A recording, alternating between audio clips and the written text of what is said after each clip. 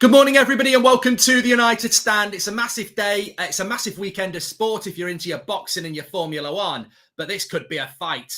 Well, it hopefully won't be a fight. I do remember Arsenal and Man United having a bit of a fight many years ago and points deductions. We don't want anything like that. But it is something where we need to see a response from Manchester United. We've certainly seen changes to the starting lineup from Ralf Rangnick, which, I mean, we just had it up on the screen there. Make sure you smash a like the video. But the point I'm making here is that the Liverpool result was appalling.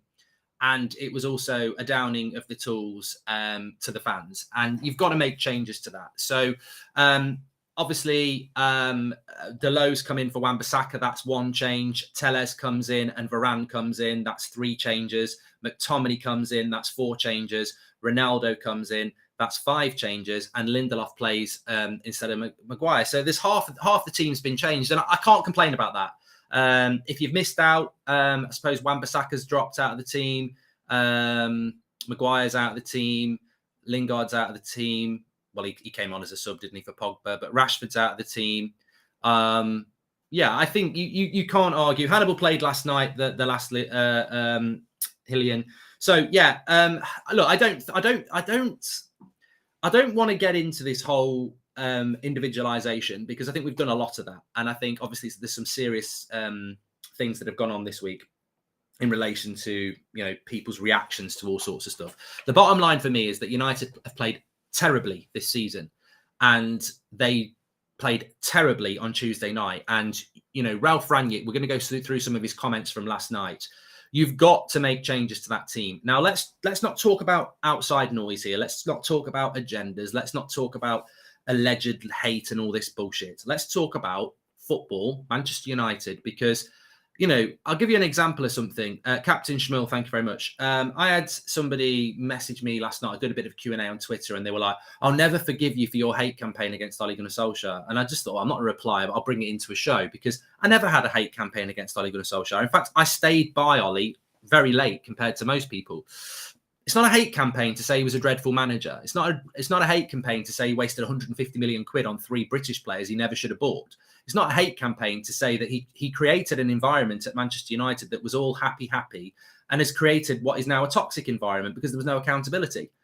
He's a bad coach and he got sacked. It's not a hate campaign, but we still have people in our fan base who are almost Ollie loyalists. And I'm just like, what's this all about? I mean, really, I'm not loyal to any player. I'm not loyal to any manager. I'm loyal to the badge, which is what everyone else should be loyal to. We have standards at this football club. I for one, am tired. I'm absolutely tired of being told you can't say this about that player, that's hate. You can't say this about that manager, that's hate. There is no hate. There is no hate. It's about football. It's about this football club, and it's about standards. And if you want to get lost in arguments about you can't criticise this player, you can't criticise that manager, then enjoy fighting for 5th for the next 10 years. We need to get the standards up. And the standards we're talking about here with this team selection is that was an appalling performance against Liverpool, our biggest rival, on Tuesday night. It's been an appalling season. People deserve to be dropped for shit football performance. That's where it ends. I don't care what their haircut's like. I don't care what people think about their social media interaction. Not really bothered about that. It's about what they do as a footballer. And if Erik ten Hag fails, he gets the sack. If somebody plays badly consistently in a United shirt, you sell him. You drop him. So when we're looking at the team today, I don't know whether we've got it on the screen. We've got the league table on the screen at the moment, which is obviously important as well.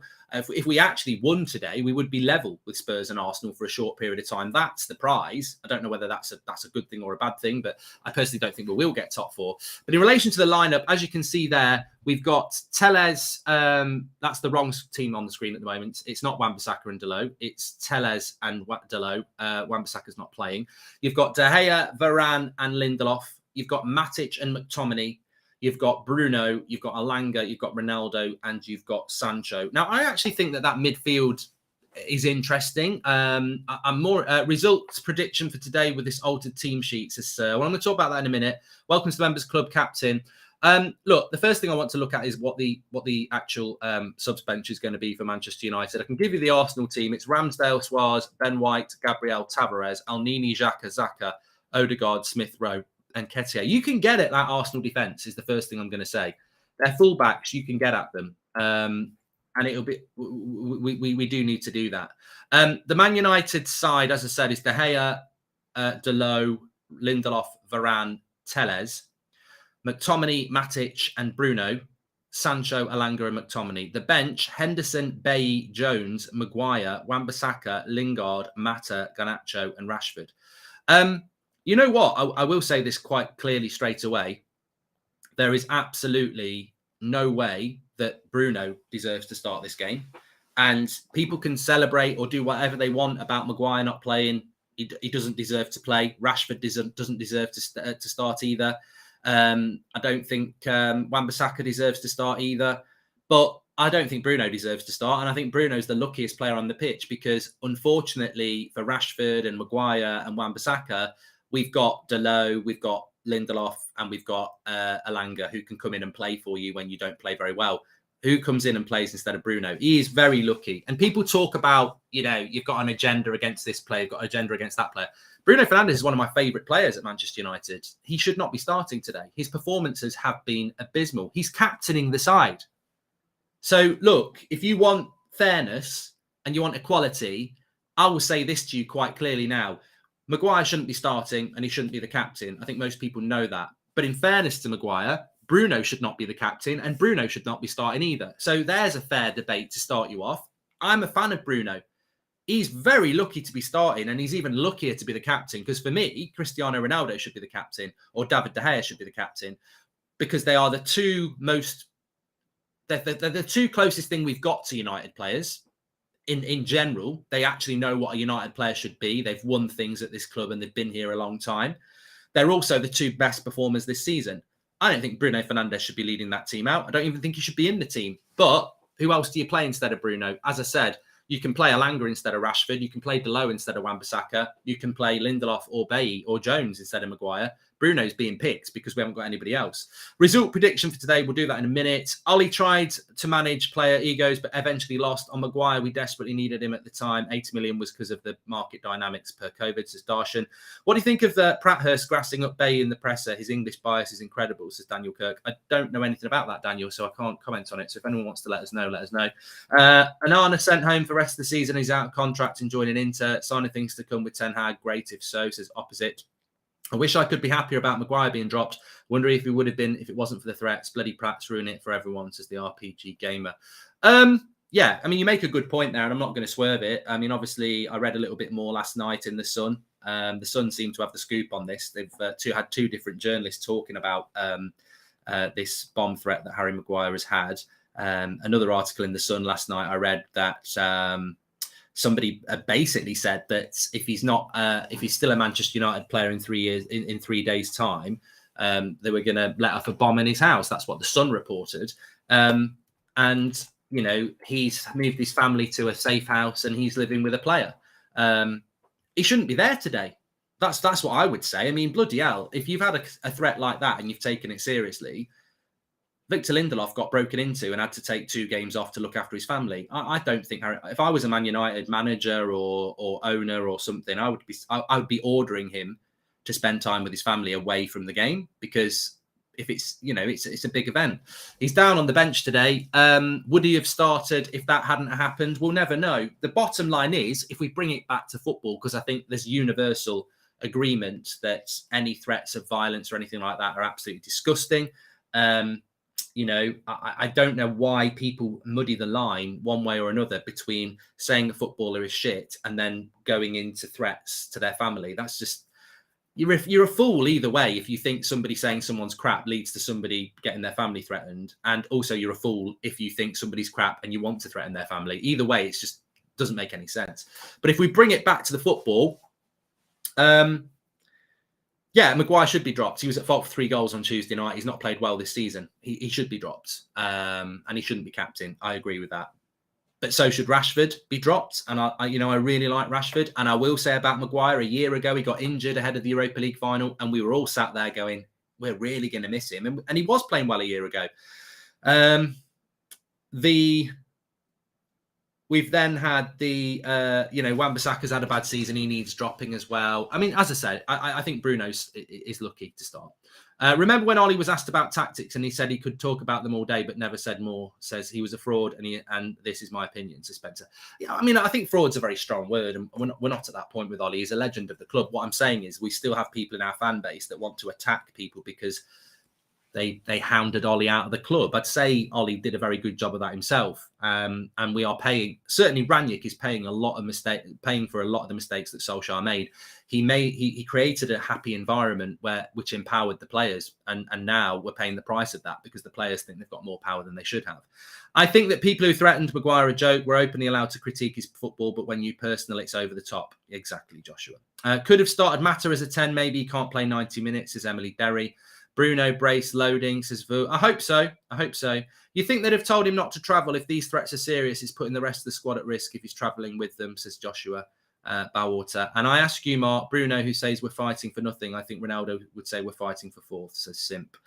Mark, Bruno is captain. He's lucky to be on the pitch. There needs to be more accountability at this club, says Vignesh.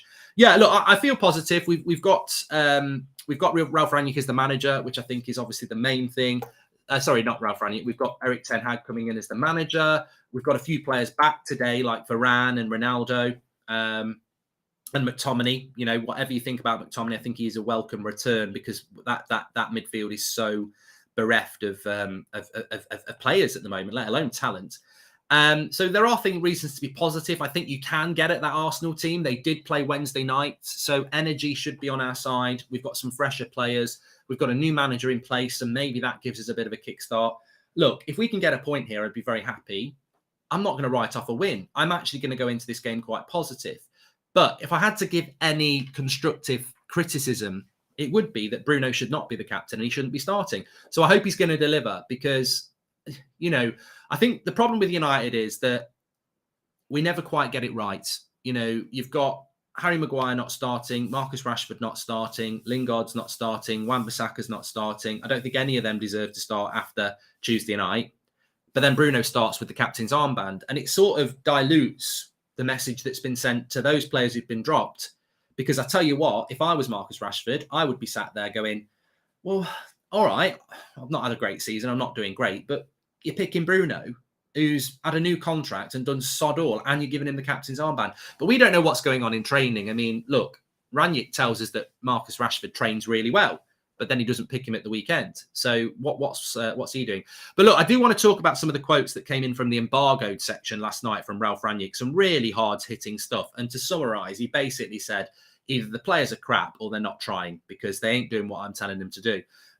He said, the way we've played recently, I don't think it makes sense to keep saying, yes, we have a good chance of finishing fourth at the end. This doesn't make sense for me right now. It's only about getting a better performance on the pitch.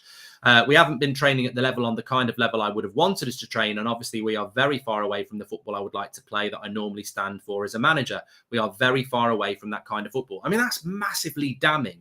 We've not been training at the level I expect, and we've not played at the level I would expect. We are very far away from that kind of football. He's the coach coming out and saying the players aren't training at the level I want and they're not performing at the level I want. That's basically saying these players aren't trying.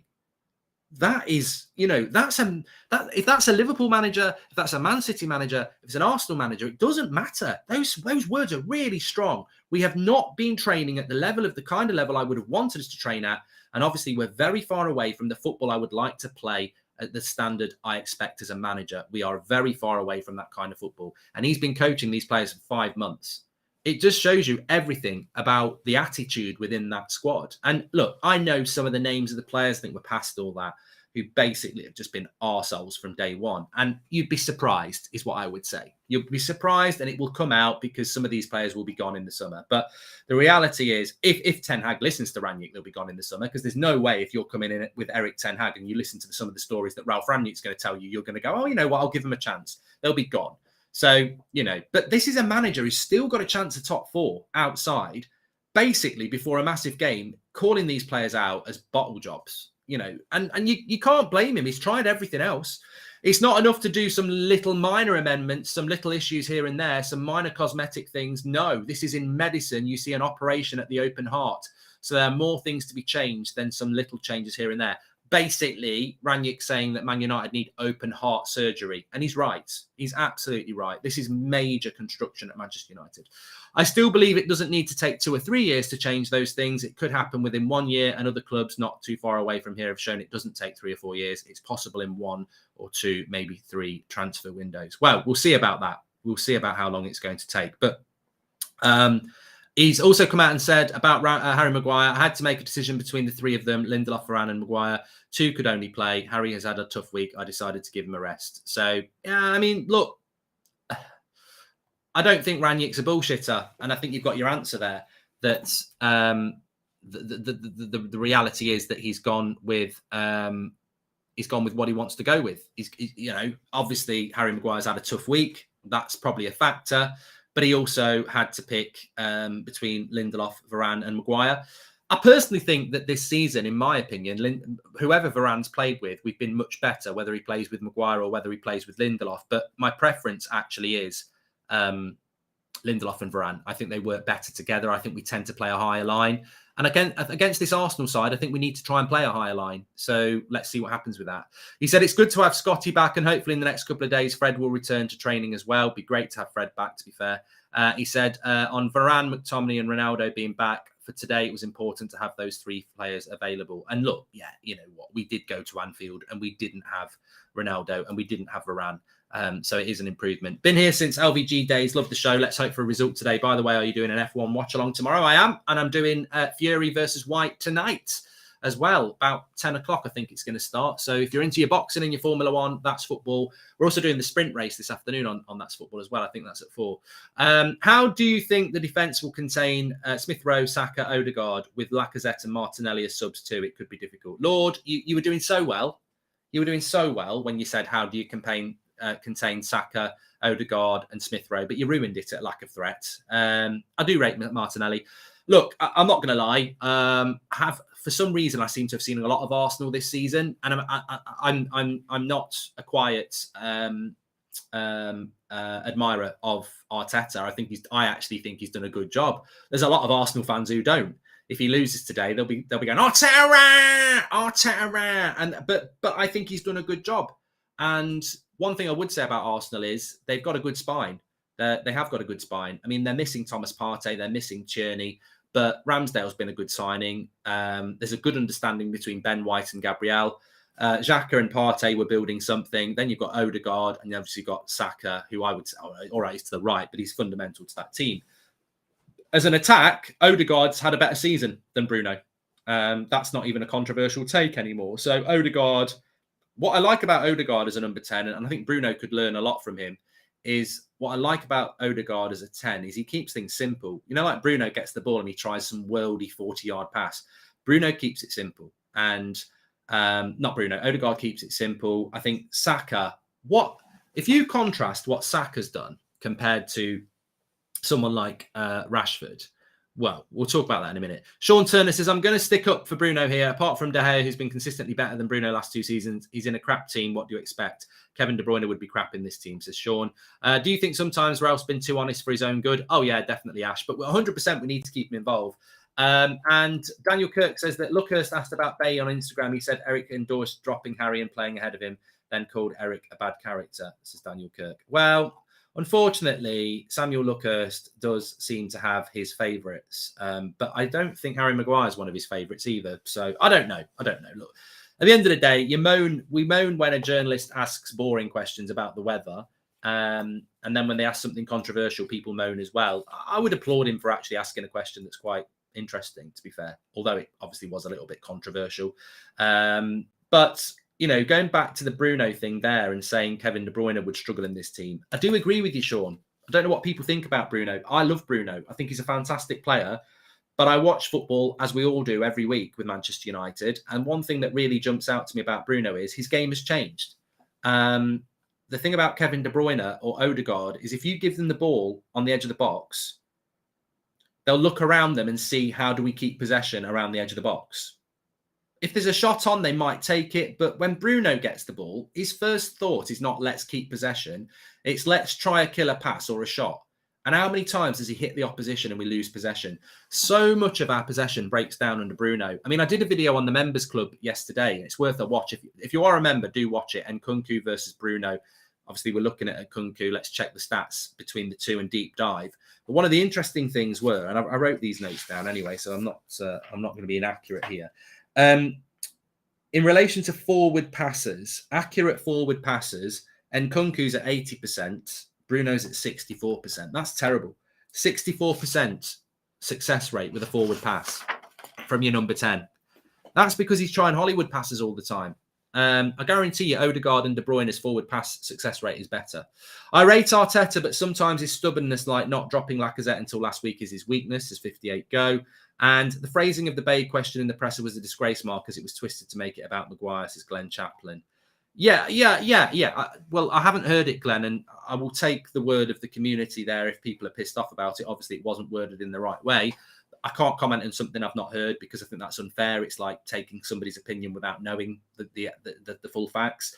But look, in relation to Eric Bailly, should he be starting this game? I actually think no. I think Lindelof and Varane are the best centre-back pairing we have for this game. I like Varane and Lindelof. I really liked Varane and Lindelof against Brentford and against Villa. I think they're a good centre-back pairing, and it shouldn't have been broken up in January. And I do wonder what our season would have been if Victor Lindelof hadn't had that horrific burglary at his house and had to take a couple of games off. Because Lindelof lost his place because his house got burgled. You know, I know that's not the reason, but he was playing really well. He had to take a couple of games off. Maguire came in, didn't do really well, did okay, and kept his place. I think that the season might have been a little bit different with Lindelof and Varane because we tend to play a higher line. But Eric Bailly, look, Eric Bailly is going to be frustrated. I'd be frustrated. I think he's played his last game for United. I don't think we'll see Eric Bailly play for United. It's very clear that Ralph Rangnick doesn't rate him. He picked Phil Jones ahead of him. So look, Bailly's got no chance. What happened on the Instagram was that somebody said something about a Varane and Bailly partnership and he liked it and did a praying thing like that. Well, that's not saying drop Maguire, is it? So if somebody has made out that Eric Bailly has said drop Maguire for him, I mean, it's just not a very good question, is it? Because you can't really say anything. Look, even I would not be going mad about Maguire at the moment because there's a human element. There is a human element there. And it's like anything, isn't it? If you know somebody's seriously ill, even if they're a knobhead, you're probably not going to spend a lot of time going on about it because, you know, we're all human beings and we should all have a level of decency. So if you phrase a question like, what do you think about Eric Bailly wanting Maguire to be dropped? Well, he didn't even mention him. He just acknowledged that Varane and Bailly would be a good partnership. So anyway, here's some live footage of the Emirates. There it is. I've done a tour of the Emirates before. I wonder if the Tony Adams statue's there. He stands outside there, sprayed in gold. He's got nothing else to do. Bruno is the worst signing. We should sign Maddison or Grealish. Bruno is worst player, says Jay. Well, he's better than Maddison. And how much do you think Bruno's Hollywood passing is down to lack of options or frustration? Eric Ten Hag will likely work on this when he comes in, says Emily Derry. Yeah, Bruno will be out of the team. Bruno will be out of the team if he doesn't start to pass. But look, he's only the. Look, I don't know. Did I put Bruno in my predicted 11 or preferred 11 yesterday? I can't remember, but so I expected him to start because he's definitely a favourite of Rangnick's, and there really isn't any other option. I mean, to be honest, I'm surprised he started McTominay and Matic. I actually thought Lingard would start, so that just shows you how slim our options are. If you know, McTominay and Matic, you could have played Lingard. Like, I probably would take Bruno over Lingard. I can see why Bruno's playing. I can see why he's playing. I don't think he should be the captain. I think it should be Ronaldo or De Gea. But I can see why he's playing because if I've got a choice between Lingard and Bruno, I probably do just go with Bruno. But what I will do is I will admit I have got sympathy for a Wan-Bissaka, a Harry Maguire, a Marcus Rashford because they've been dropped. Quite rightly, they've been dropped. But let's not pretend that Bruno doesn't deserve to be dropped as well. He does deserve to be dropped. I just think he's in a fortuitous position that Pogba's injured, Fred's injured, Donny's on loan. We don't really have any options. With Bruno, I feel like he's been trying to play hero ball too much this season rather than taking what's in front of him, says the killer. Yeah, look, I would imagine that Erik ten Hag is very excited about managing someone like Bruno Fernandes. I definitely think that in Bruno Fernandes, you've got a player there that can work. Do you think Garnacho gets a run out, Mark, says Jacob? Well, never say never. I mean, I personally think that throwing in Hannibal Mabry into that game, into the game on Tuesday night was a mistake. I do. I think it's unfair to throw a player in to a game like that. You're on a hiding to nothing. But Rangnick did it. So Rangnick could throw Garnacho on. Sorry to go back to the Bruno, but there's a group of players in this team that I believe underperform as a consequence of the overall system, and he's one of them. I include Sancho in that, says Nick P. Hey, Mark, off topic, but what do you prefer, boiled or scrambled eggs? P.S. Eric Bailly is a lunatic, says Adam Kuza. What do you mean he's a lunatic? In what sense? Like on the pitch, the way he throws his body about. That's probably why he gets injured. What? Okay. He is a bit of a lunatic in the way he throws his body around. I call him Stretch Armstrong. I like Eric Bailly. I think, look, professionalism is really important. And I think some of our players behind the scenes have lacked professionalism this season, maybe because of its consistent frustration. I don't know. But yeah, I think Eric Bailly needs to move on. And I think we need to buy a centre-back. There's no point in having Eric Bailly if you're not going to play him. So sell him and get somebody that you are going to play, whether that's Timber or whatever. In relation to eggs, boiled or scrambled, if I'm picking between those two, I'd probably go with boiled. But my favourite eggs are poached. So there we go. Controversial take there. I prefer poached over any egg. There you go. I like it with a steak and chips and things like that. So glad to see Maguire on the bench, says Lee. I mean, you know what? I think that the biggest thing for me is that the continued I mean, look, we spend so much time talking about Harry Maguire. And as I said, a year ago, Maguire was playing really well. And it was a real blow when he was injured for the Europa League final. He's had a bad season. Nobody can dress it up anyway. He's had a bad season. He's been very frustrating as a player, as a captain. He's nowhere near the level he should be at. I think he's better than some of his performances. I don't think he's an elite centre-back by any means. I don't think he can play in a back four. But look, he has definitely underperformed. And God, he's been criticised for it. And there's no doubt about that. I think we can all agree that the criticism has been justified in relation to his footballing performances. But is it not more of a topic to talk about someone like Marcus Rashford? Harry Maguire's an England international. He'll go to the World Cup. I'm sure he'll play for games for Man United again. He's the current captain.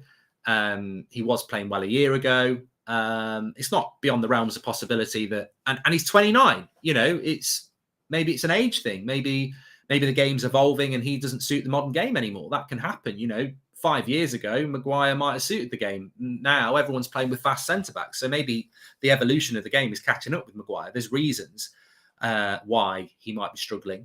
But you look at someone like Marcus Rashford, you know, I always think Rashford's 21.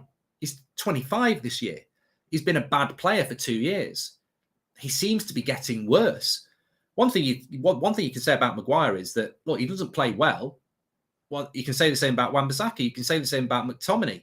They might not play well, but it's very hard to level at them that they're not trying. They really, you know, they're limited probably by their ability, but they do try. With Rashford, he's had it levelled at him that he's not even trying, that he's playing within himself, and he's dropped again, and no one's really talking about it. I would, you know, what's that saying that celebrities always say? It's better to be spoken about than not spoken about. It's like, no, what is it? Bad publicity is publicity at the end of the day. So at least people are talking about Maguire. I feel with Rashford, he's slipping from the headlines. Like, people are just not surprised, and that's a positive I would take if I was a Maguire or I was a Wan-Bissaka. At least people are sort of talking about them not playing. With Rashford, it's like, well, he's just not playing. He doesn't deserve to play. Let's talk about Bruno. Guna here. May the best team win. Want an Arsenal win, but won't mind Ronaldo scoring and getting some love from us Londoners, says Mike Freeman. Thank you very much for your chat, Mike. Tom Perk, welcome to the Members Club. And Logan, thank you very much for joining. Just want to give a shout out as well. I've dropped the link in the video description. Obviously, I'm wearing some of our United Stand merch here. You mentioned Ronaldo, the Last Dance hoodie that we've got. You can still get that. We do ship worldwide. The link is in the video description. we've actually got a new bit of merch out. Now, if you click the link in the description, it will take you straight to it. So I don't know whether we can get it up on the screen because we forgot. Espin, welcome to the Members Club. But we've got a brand new design that's come out in to sort of, what's the word? It's to do with our new manager. We're very proud of it. So if you like it, you can get one, and we do ship worldwide. But you can click the link in the description to take a look at it. It was just going to be a t-shirt. I said you've got to put that in a hoodie. That's the sort of thing you've got to wear. So check it out, and if you want to get one, you can do. And we do ship worldwide, so check it out.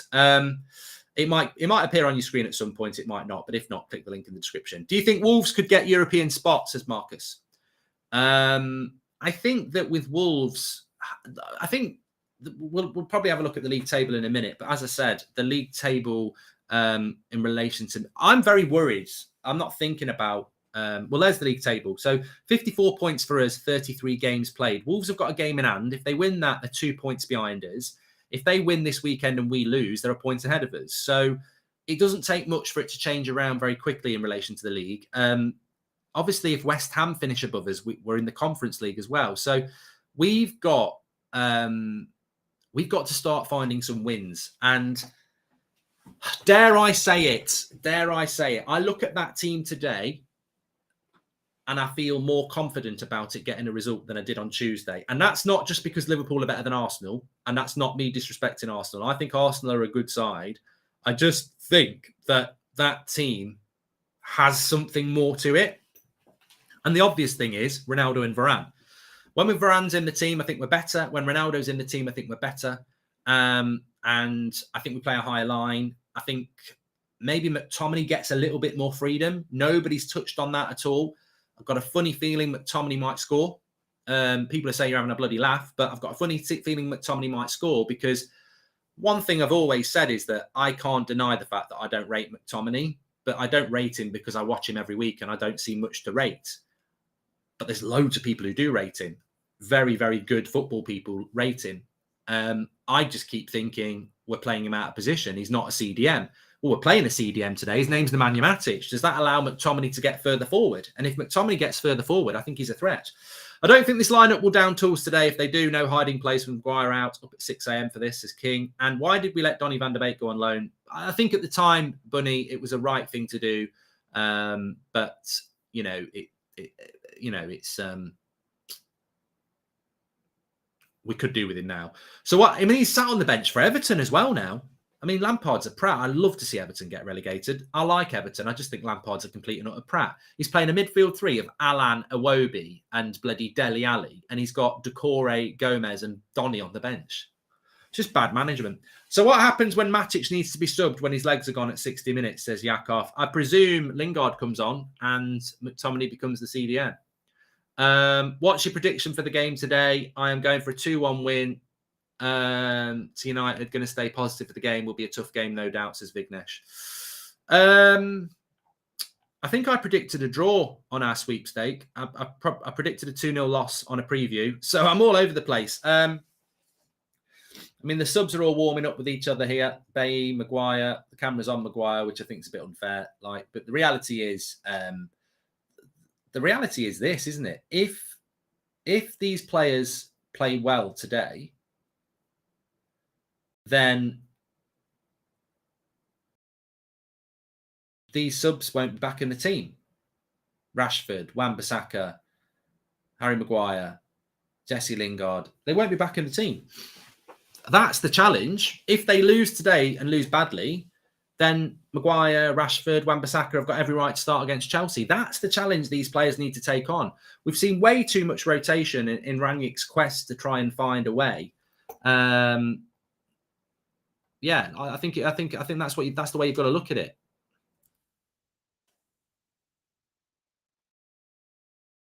Okay, let me have a quick look.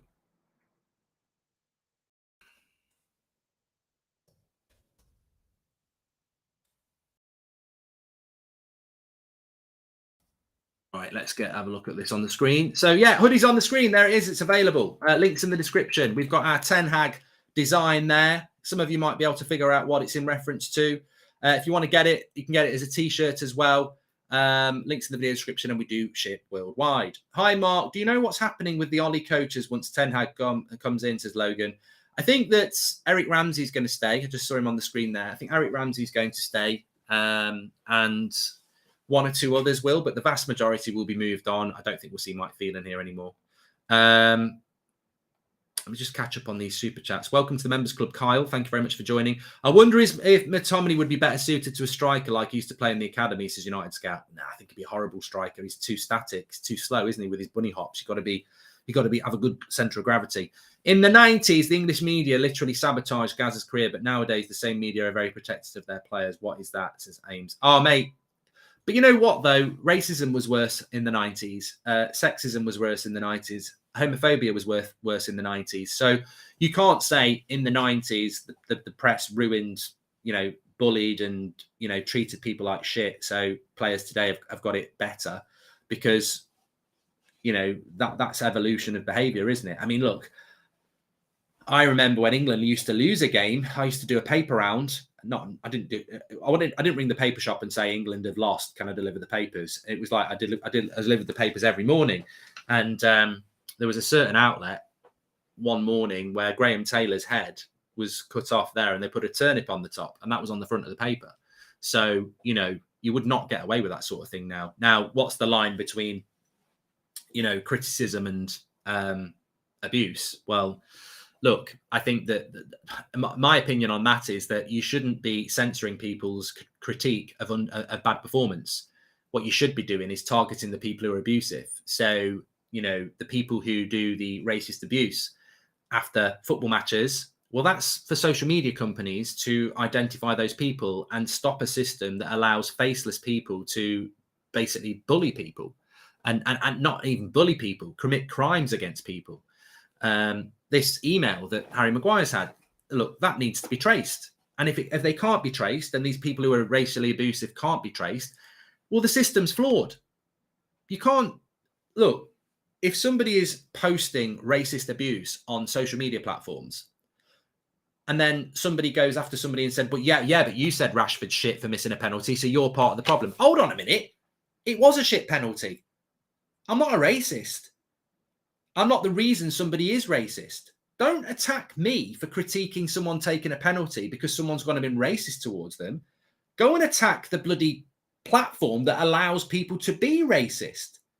It's got nothing to do. If a player misses a penalty and you say that's a shit penalty, you're not condoning racism.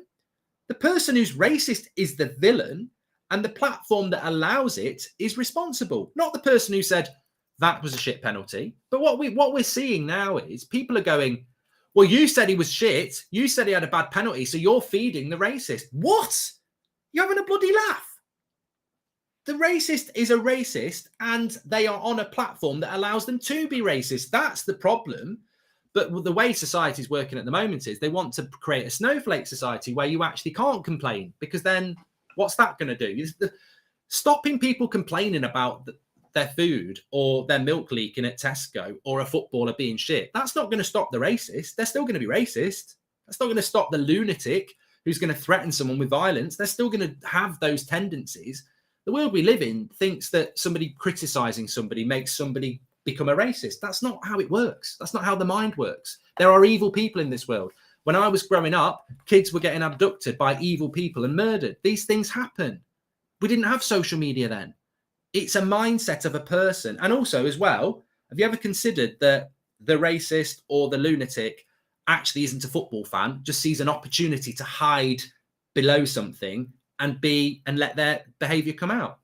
Because I tell you what, if you are somebody that's a racist or a homophobe or a sexist, if you send a message to somebody that's racist, homophobic or sexist, it might be quite obvious where it's coming from. But if you find a topic where everybody's angry and then you drop it in, it's like a needle in a haystack. Oh, he's missed a penalty. I can say something racist there, and there'll be loads of criticism, and I'll get lost, and no one will ever find me. That's how it works. Hi, Mark. Do you think Ten Hag had any input into the lineup today? Oh my God, Chase. From one take to another. No, absolutely not. He's not even going to be the manager. Did you think David Moyes had a say on the team that Sir Alex picked in his last game? No, not at all. I always remember the abuse Beckham got after France '98. Horrible, Emily. Absolutely horrible it was.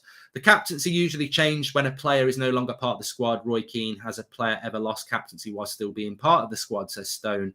And hey, Mark, when do you think we will see a return to the glory days, says Brian, when we win the title? That's a good answer. Richard's Feud and Nature Island. Welcome to the Members Club. Thanks, everyone, for joining. We're 20 minutes away from a game. I've got to say, I woke up this morning and I actually did feel quite, well, I'm not going to say when I woke up, because a lot of men wake up feeling quite, anyway.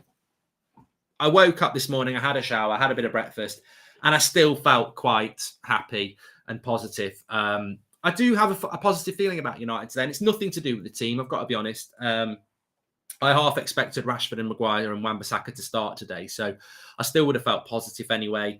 I actually think that the return of Ronaldo, the return of Varane, even McTominay in the midfield, it just gives us a bit more options. And obviously Ten Hag being appointed, I think the fact that we have to show some sort of response as well. I think that, yeah, I do feel quite positive about United today. It's probably a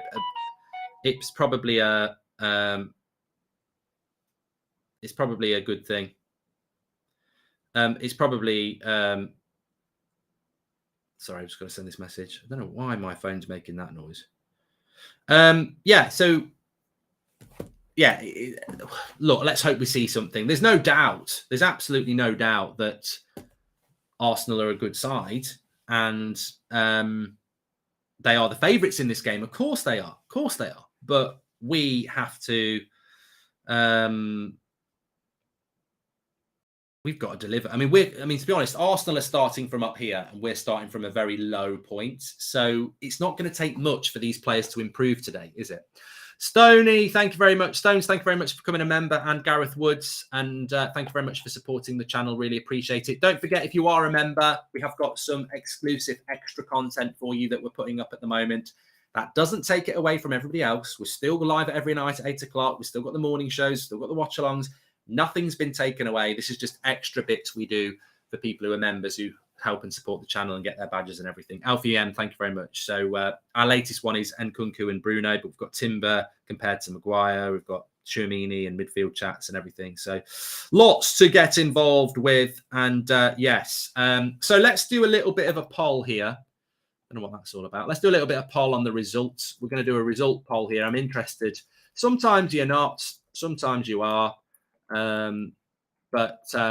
Busy weekend for me and many of you as well. It's a big sporting weekend. The poll's up for you. So we're doing this game. We've got the match reaction. We've got the forum. I'm then doing the F1 sprint at 4 o'clock, I think it is, on That's Football.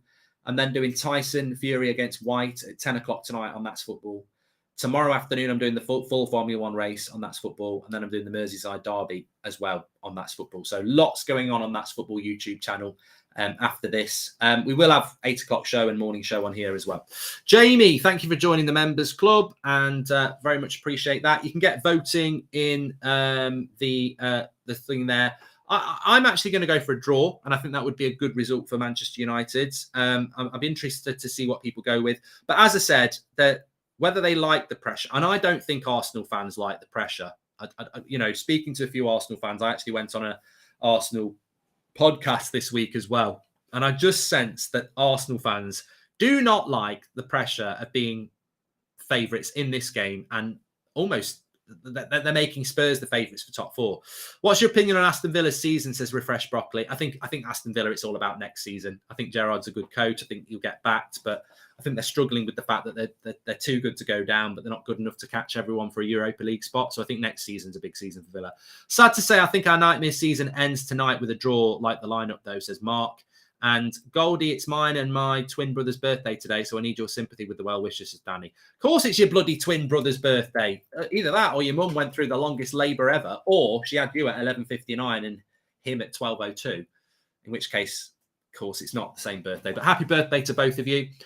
Paul Anderson, a shipment usually travels by car and cargo travels by ship. Do you usually think it should be named as the preferred method of transport? Hashtag merch. You've lost me, Paul. You've lost me, Paul. Apparently, Elon Musk has said if he bought Twitter, he might start a policy where people need to verify their identity before using it. Might be a big stepping stone, stopping a lot of bad hate online. Very controversial thing, Jammy Jam. But I agree with it. I agree with it. A draw is a good result for Manchester United because we've been so shit lately that, you know, anything's an improvement on getting smashed up 4-0 or losing to Everton. So, yeah, I don't think that we can would I take a draw before the game? No. If you'd offered me a draw at Anfield, I definitely would have took it. But if you're offering me a draw at full time and we deserve a draw, I can see the positives in that. What I want to see from United is I look at our next 3 games. I'm just looking at them now. I look at our next 3 games and I think, you know what? Get something at Arsenal. Chelsea are a good side, but it's at Old Trafford. We might have a bit of a bounce. If this team plays well, you play it again. And then you've got Brentford at home, who are a good side as well. If we can take, dare I say, 5 points from our next 3 games, I think that sets us up in a nice position with Brighton and Palace away to have a proper good go in the remaining games of the season. So, look, the aim for me is to get 5th or 6th. That's the aim. I know that sounds really, really bad, but that is the aim. Hi, Mark. Are you surprised we haven't been linked more with the likes of De Ligt or De Jong? And do you think Ten Hag can lure them to Manchester United to trading with cards? Welcome to the Members Club, Imran and Daniel. I've heard that we've been linked with De Jong, but I don't see how you do that deal when the trajectory of Barcelona is much bigger than ours, and he's one of their fundamental players. So De Jong, I like the idea of, but I don't see how we do it. With De Ligt, well, I suppose what I would say about De Ligt is the same thing I'd say about Gravenberch. They are both Mino Raiola clients. Peter, welcome to the Members Club. Thank you very much for joining. Let's have a look what the poll is saying here. Well, I mean, I suppose it's the bias of a Man United fan channel because we've got Arsenal win 34%, we've got a draw at 17%, and we've got a United win at 49%, which is just completely not reading the room at all. I think I would say Arsenal are more likely to win, and the third option would be a United win. Do you think next season could be similar to Arteta's first at Arsenal? I don't think most of our players suit Ten Hag, and he can't move them all on, says Brandon. I certainly think it will be a progressive season next year. Yeah, I think it'll be a slow burn. Yeah. Hi, Mark. Have you ever thought of changing the name of That's Football to That's Sport? Just a thought, says Chris. It's a good thought. Got an ear infection and I've had to shove earphones in as I watch because I'm at work. They better show up today for the sake of my hearing, says Jake Marshall. Yeah, I've just got a feeling. I've got a feeling that we're going to do something good today, and that's probably going to be completely wrong. But yeah, I've got a feeling we might do something today. I do feel more comfortable with the changes that he's made and the players that are coming back. I think Matic, if we can get a good performance out of Matic, I mean, look, he just wasn't good enough for Liverpool, but Matic, McTominay, Bruno, very important. You've got to try and win the midfield battle. And then obviously, hopefully with Varane and Lindelof, we see us playing a higher line. Dalot and Dalot and Tellez are better going forward, so we need to play a higher line. They need to get support to Elanga and Sancho. I think ultimately the team, how we play in the first 10 minutes is going to be very interesting, because when I look at that United side, it's not a defensive United side. Tellez and Dalot are better going forward than they are back. Lindelof and Varane are both capable of playing a high line. Matic is capable of dropping in between the two centre-backs. McTominay is capable of going box to box, and Bruno obviously wants to attack. And then you've got Ronaldo, Sancho, and Elanga. It's whether we can attack. That's what I'm looking at in this game: is can we become an attacking side? Can we have a go? Because I tell you what, if you watch the Chelsea-Arsenal game, it was end to end. Hopefully, we'll see something like that. Hopefully, but Arsenal are the favourites. It's for them to. Arsenal need to win as well. Arsenal are the favourites. Arsenal need to win. So the pressure needs to be on Arsenal, not on us. McTominay's going to score, says FD. Get off my bus, FD. I've already said that 20 minutes ago. I've got a funny feeling McTominay's going to score. So let's hope I'm right. I want Ronaldo to score. Look, I tell you what, if we can win this game, people will start talking about top 4 again. We don't deserve top 4. I ain't going to talk about top 4. If we get top 4, I will laugh my head off all summer. I'll be laughing from May till August. Just laughing all the time. You'll hear me when I'm in the shopping centre. Oh, that's Goldbridge laughing about us getting top 4. We don't deserve, at no point this season, probably since about early October, have I felt that we even deserve top 4. We don't deserve top 4. But if we get it, you deserve what you get after 38 games. What I'm looking at here is let's bloody make sure we get Europa League football, because I think it's so important to the club that we are in the Europa League, because at least that's a path to the Champions League. Don't want to be in the Conference League. I think there's a debate there. I'd rather not be in Europe than be in the Conference League, because the Conference League is nothing. You win the Conference League and you're in the Europa League. Wow, great. Look, Europa League's bad, but at least if you win it, you're in the Champions League. The Europa League, the Conference League, nah, not interested in it. But I think that I still think if you said to Ten Hag, would you rather be in the Conference League or nothing? He'd say, yeah, I'll take the Conference League, because it just gives me more competitive games to try things out. Because as I said yesterday, people think, oh, having the week to train is a good idea. We've heard from Ranić about such and such trains well and then he's crap on the pitch. So actually playing games is really important. Why didn't United go for Brian Clough after Busby, says Ames? I'm not that old. Bloody hell, you're talking about things in the early 70s. I wasn't even born. Bloody hell. Look, I've had COVID and it's made me look a lot older than I am, but I'm not going to look 50 forever. 10 minutes to kick off, says Sarvesh, and 9 minutes to kick off, says Latan. And no top 4, no win today, and no McSideways. We ain't scoring, says Orjan. We're coming from a very low bar, Orjan. We are coming from a very low bar. We've been so bad. I thought we were terrible against Leicester at home. Very lucky to get a draw. I thought we were crap against Everton, and obviously we lost. I thought we were rubbish against Norwich, but Ronaldo and De Gea saved us and won us the game. And we were an embarrassment against Liverpool. So we're coming from a very, very low bar, and we're playing a team that has just had a fantastically good result at Stamford Bridge. Their confidence levels are up, and ours are, in the basement. So we will see. Any holiday plans for the summer, Mark? You deserve a break after all you've been through this season. Ride that sunburn and get that tan, says Thomas. Yeah, please do smash a like on the video. Make sure you subscribe, bottom right-hand corner. Do check out our new Ten Hag hoodie as well. I've dropped the link in the video description. You're all very welcome. Thank you very much for tuning in.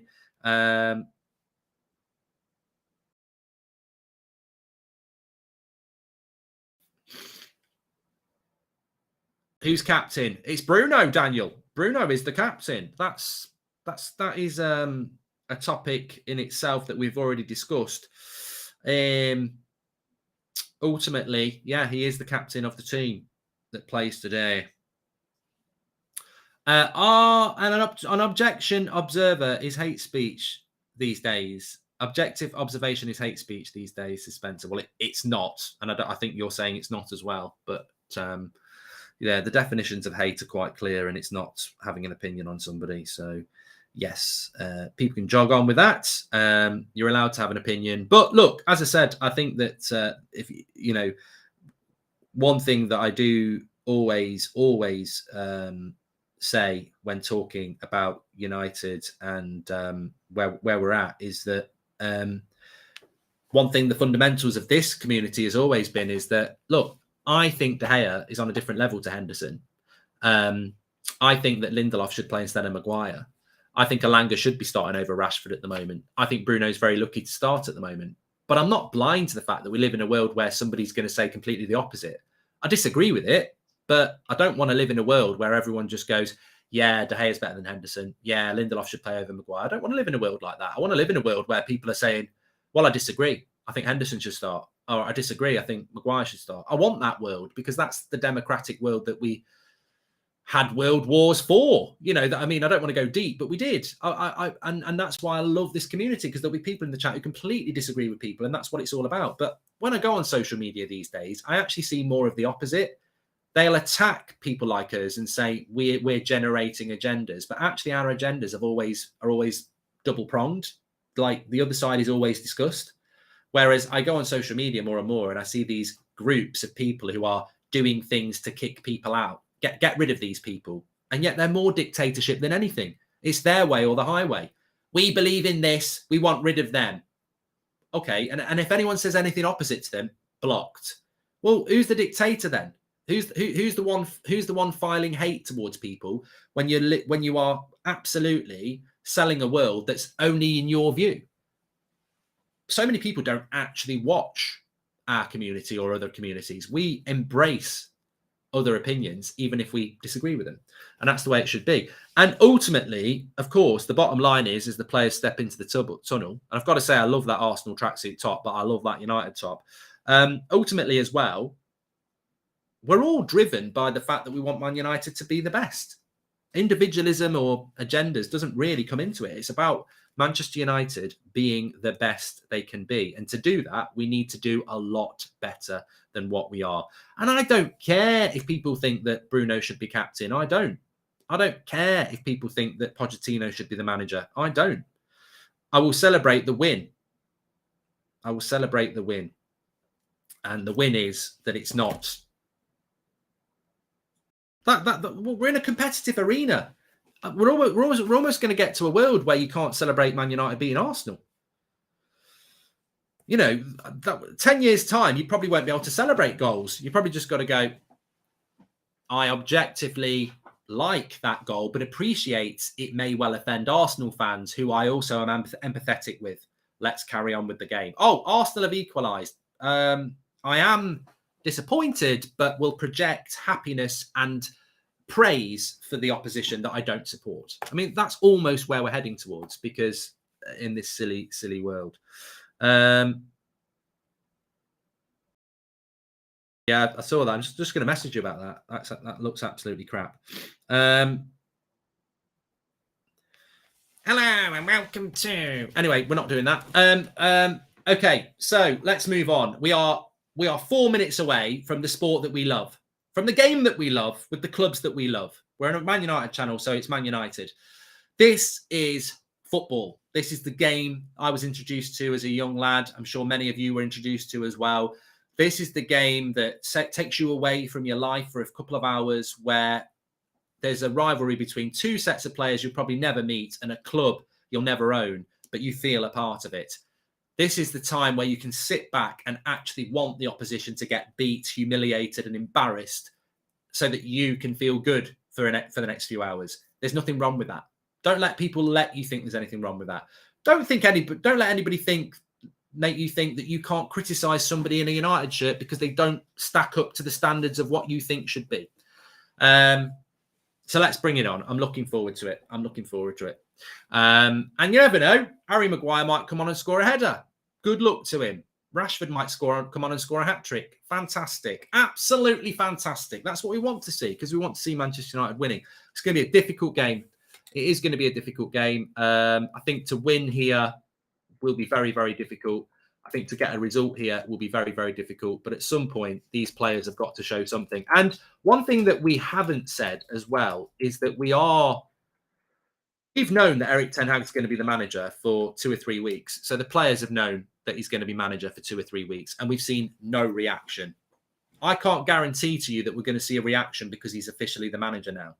I think it's naive of the players to start showing us some sort of reaction because of that now.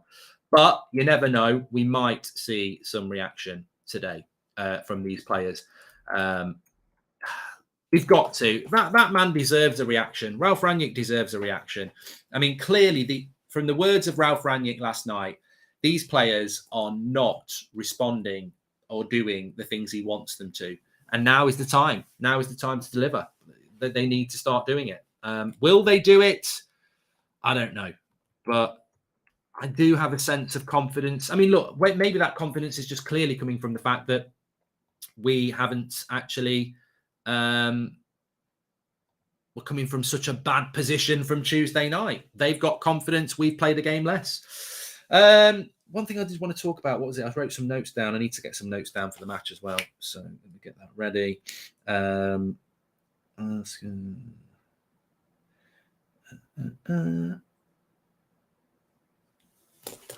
Okay, let's get ready.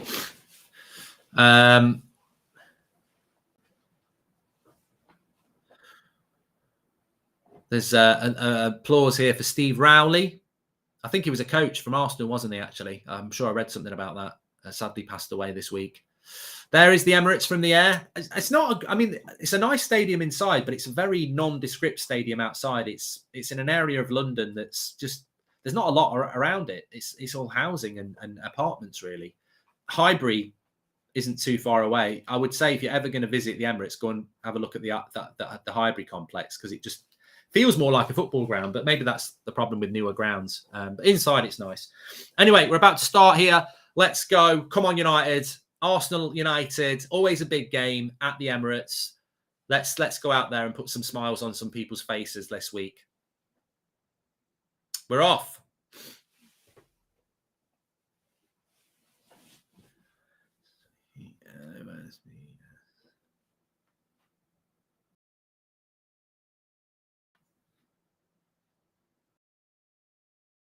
A good start here by Arsenal, unfortunately, and Matic, an early foul on Saka.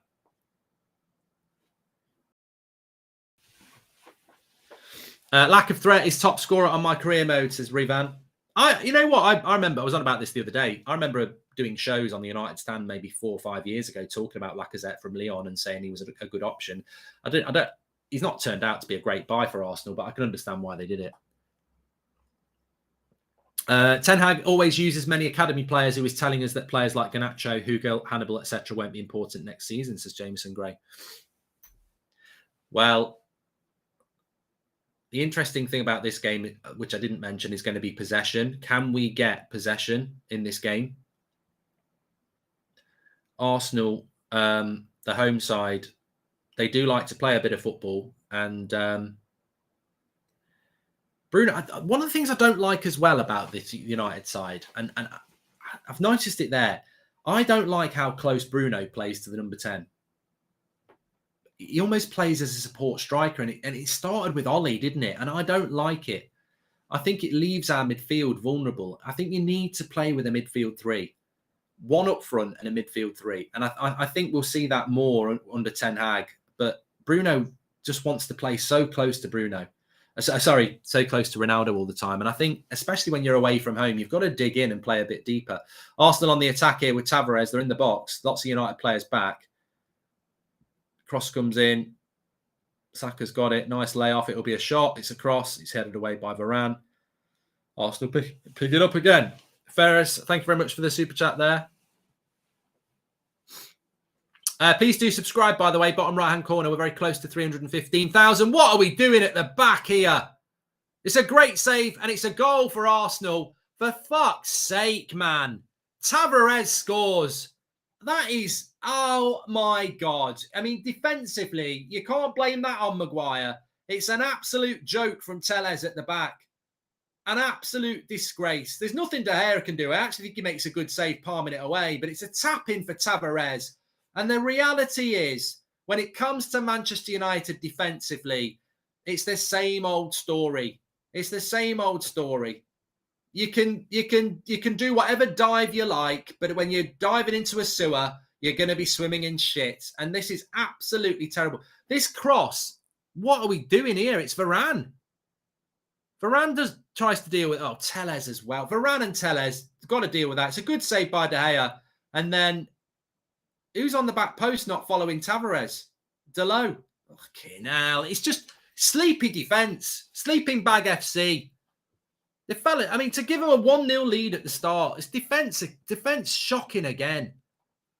Crap.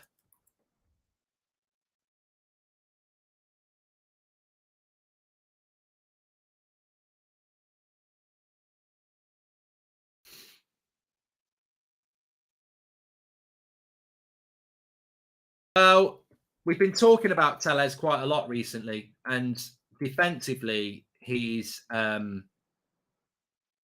just a joke. You can't be going 1-0 down in 3 minutes, and that's it. Bubble burst straight away. I'm so disappointed. To concede an early goal, it's a joke, an absolute joke. And you know what? Maguire's been crap this season. He's not even on the pitch. That is just nothing to do with him, obviously, but it's just another indicator that this is a squad issue. I was on about this last night. This is a squad issue. It's not an individual issue. There's not one or two players that are causing this. It's a squad issue. Rangnick last night in the press conference said it. These players are not doing the things I would expect them to do. They're not performing to the level I would expect them to perform or train. It's a squad issue from top to bottom. They are an absolute joke. And defensively, that's just falling asleep. Zane's happy. I've not seen him for ages. Biff, thank you for becoming a member. But yeah, it's a crappy goal to concede as well, because they haven't really got a striker. You've let a left back score. It's going to be a long, long lunchtime now, I'm afraid. It's going to be a long old lunchtime now. Confidence was always with them and not with us. And 1-0 down, fucking hell. I worry about this now.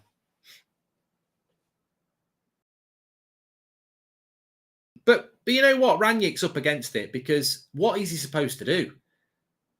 There's not a lot you can do. You can't change this team massively. Picking some of these players, it's like, Alanga, go on, mate. No, it's a terrible first touch. Terrible first touch. Lovely play by Ronaldo. And it's a crap first touch. He should be getting away there. Tavares has done well. This is just typical as well. Tavares is crap. He's scored a goal and he's just stopped a one-on-one. It's just bloody typical. He's crap. Arsenal fans will admit Tavares is crap. He scored a goal and he's just defended really well against Alanga, whose first touch was not good enough. He got a shot off, but yeah. Corner to United. I hate how bad we defend without Maguire. It's like our players actually believe he's not a fridge and they just give up on defending, says Max. Okay. Try and keep the... Oh, McTominay. Should have scored, mate. Skibby, dude. You should have scored. Bollocks. That's a big chance for McTominay. He's done well. He just doesn't know where the goal is, which is obviously not going to make you do well. But he got up, he headed it down, and he just headed it wide. Oh, well, when we're 1-0 down here after 6 minutes, it's always going to make it difficult. Always going to make it difficult. But yeah, look, the problem Rangnick's got is that picking a lot of these players, he knows himself.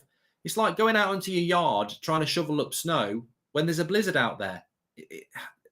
There's only so much he can do with these players. But look, let's see what happens. To be honest with you, if they can, it'll show more character to come back from 1-0 down away from home than it would have done from 0-0. So the opportunity is there for the players, and let's see if they can respond to it.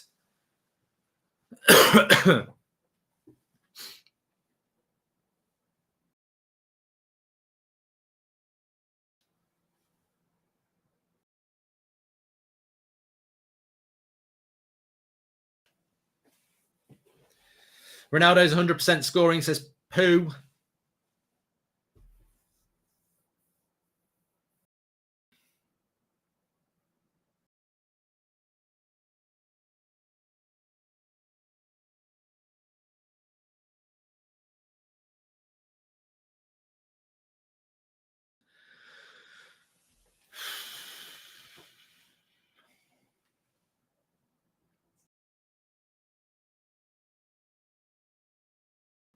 Well, we're having a bit of possession here, but possession is nothing when you're 1-0 down.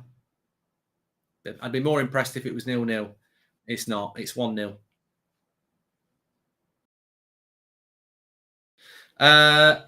Third minute, worse than Liverpool game. Found you through TikTok. Loved your commenting. So now I mute TV and turn you up, says Biff. Thank you very much, Biff. Keep the faith, lads. It's only Arsenal, says James. What scares me is that Saka's just gone down here. That doesn't scare me. Hopefully, well, I don't wish injury on anybody, but he's an important player for them. What scares me with these players is that anyone can go 1-0 down and get back into a game. But the problem that United have had over recent weeks is the mentality, the actual ability to perform well. Saka's gone down here. I did want to just say this. I was going to mention it before the game. If you contrast Saka to Rashford this season, both missed the penalty. in a Euros final for England, and you look at the reaction that Saka's put in. I mean, I'm not slating Rashford. I'm just saying, as a comparison, they both missed penalties in a Euros final. Saka has been a leader for Arsenal, and they've had a season better than most people thought. He's been absolutely brilliant, brilliant mentality, brilliant performances. I've seen Arsenal quite a few times this season. Really impressive head on a very young shoulders. And he's been a massive part of why they've been successful. And he's been a massive part of why they're 1-0 up as well. Got to keep the faith, says Ruben.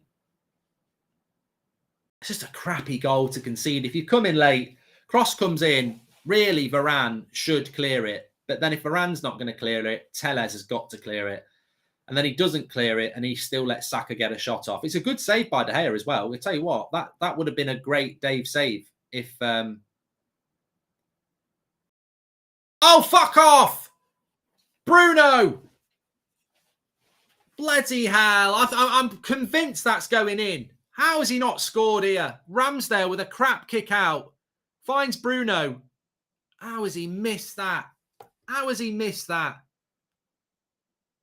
Ronaldo can't believe it. It's a corner. Bloody hell. It should be 1-1. Corner comes in. McTominay wins the header, but it's over. Got to score there. United have conceded in the first 5 minutes against City, Liverpool, and now Arsenal. Here it is. Gets it. No, you know what? It's a great tackle by Gabriel. He shouldn't take a touch. He should hit it first time. Nah, that replay's not done it. He takes an extra second. This is the Premier League. He takes an extra second. He should have just hit it. He controls it, and then he should hit it. If you watch that back, he controls it. He does a little second, and then he hits it, and it gives Gabriel that time. We're playing in the Premier League, lad. You ain't got time to pick your spot. Fucking get the shot off. End the poll. Yeah, I'm going to end the poll. Imagine what Ten Hag's thinking if he's watching, says Lucas. I don't think he will be watching. I think Ajax are playing, aren't they? Come on, keep this press high up. Have to see how they respond, Mark. Let's get 20 minutes before we completely write the game off, says Stuart. No, we've responded okay. I mean, McTominay could have done better with that header. Bruno should have scored. So we've had two good chances. And the goal we conceded was Arsenal's first attack. So I'm not writing the game off. It's just disappointing concentration levels at the back again. Is there any part of you that worries Varane isn't the player we thought we were getting to Zaram? Well, no, because like we've never been smashed with Varane in the team. Like he's made a mistake there, but we're a much better team with Varane in the team. He's made a mistake, though. Of course he's made a mistake. You can't deny that. I mean, Telles against Saka is the nightmare in this game, and it's come to pass. People slate Luke Shaw, but we miss Luke Shaw. Whether he's had a good season or not, he's a much better defensive left-back than Telles. Well done, Ronaldo. Come on. Oh, bad pass. Mark, what do you think about Ten Hag trying to bring in McLaren to Joel Morris? Not really bothered. Not really bothered. Good play by Varane there. Gets it into Lindelof. That's better. Come on, push the line up. Push it up. Oh, McTominay does well. Does well. Come on, Alanga. I mean, it's a sad state of affairs when you're playing a youngster like Alanga in a game like this because you can't trust Rashford to put in a performance. I mean, really, he should be starting this game. Rangnick gets his revenge and Heaps helps us rebuild, says the big Hoss. And thanks for the super chats. Please do subscribe, by the way, bottom right-hand corner. Thanks everyone for tuning in. United 1-0 down here, basically on the first attack. Not dealt with by Varane or Telles, and shot comes in from Saka. Good save by De Gea, but Delo, I mean, to be fair, reactions are very slow, and it's a tap in for Tavares, the left back for Arsenal. United haven't done too bad since they've gone 1-0 down, but of course, it's hard to gauge. The possession's been quite good, but Arsenal are 1-0 up, so they don't need to go and chase the game because we've given him the goal early on.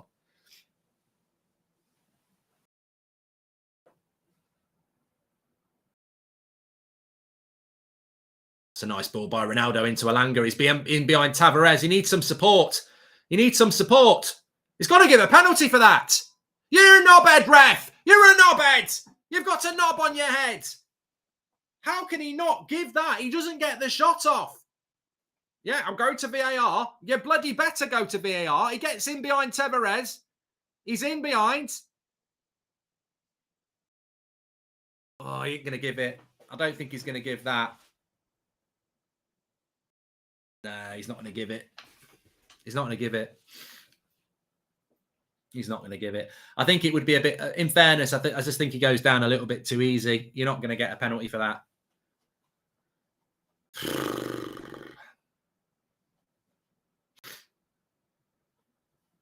No penalty. Needs to stay on your feet there, mate.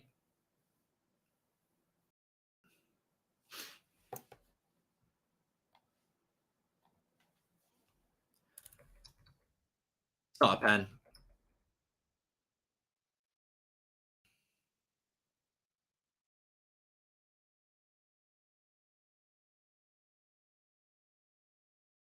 Needs to stay on his feet. Lovely ball by Ronaldo and a really good run by Elanga, and you get yourself in the position to get the shot off, and you don't go down. Like, he's got to learn, don't go down. In that position, you just don't go down. Cross by Bruno, crap.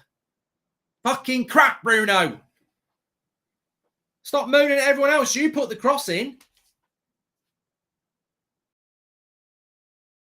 No, we've got to be fair. It's not a pen. I thought it looked like a pen in real time, but it's not.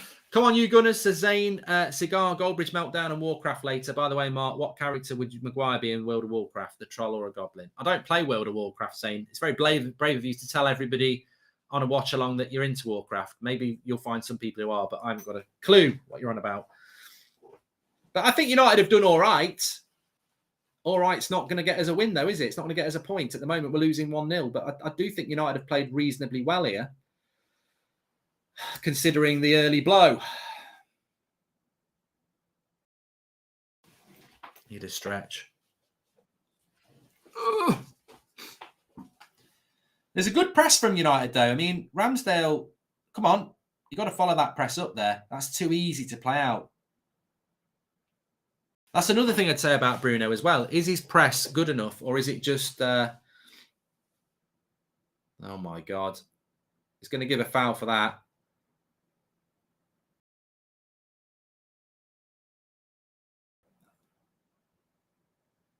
Wow.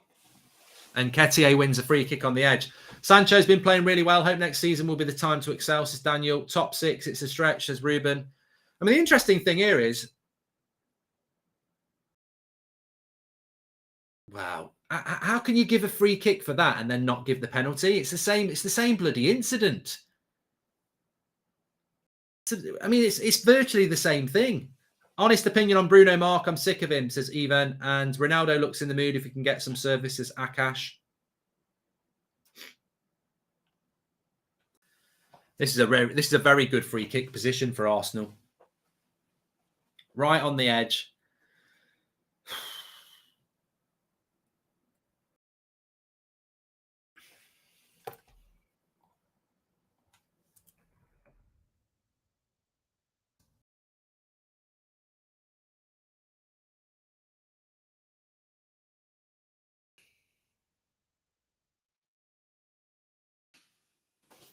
It's a good free kick opportunity here. What happens if it goes in? It's a goal. That's the rules, yeah. If the ball goes in the back of the net, it's a goal over the bar. Thank God for that. Odegaard.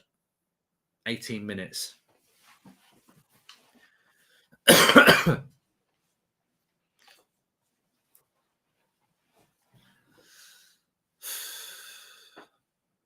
Well, both teams trying to pass out from the back.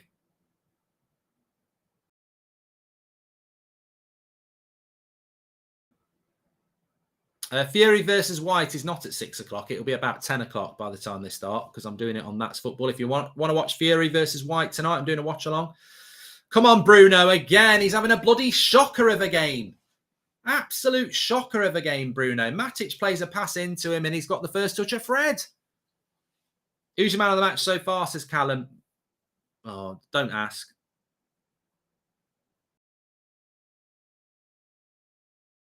We need to keep this momentum going here. We need to keep our heads up. Fred's not even on the bench, mate. Can't come on. Thoughts on Tarkovsky's progressive passing, says Ivor. I don't watch Burnley enough to know. Come on, you need to get rid of that quicker. Lovely ball. What a touch by Ronaldo as well. That's better. Push up, Delo. Come on. Now give him some support on the overlap. That's it. He's off. Alanga, give it him back. Nicely into Ronaldo. Nice ball to Delo. Back to Ronaldo. Into the box. Better. Good play. Good play. That was better. Much better. Ronaldo looked on it. He looked sharp. Good play between Delo and Ronaldo as well. And there's nothing really on. He's got to go for the shot. Fury versus White is on right now. Bruno's livid, says Lord.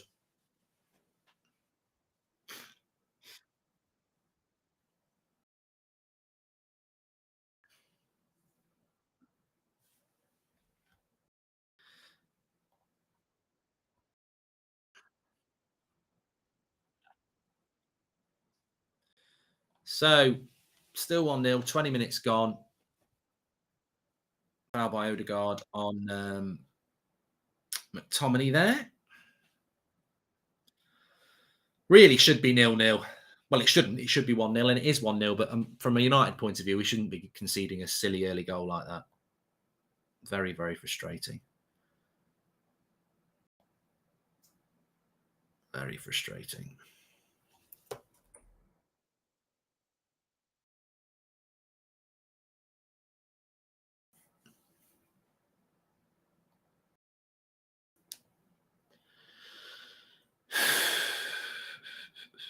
We've definitely been better than Tuesday, but I don't think it's possible to be worse than Tuesday.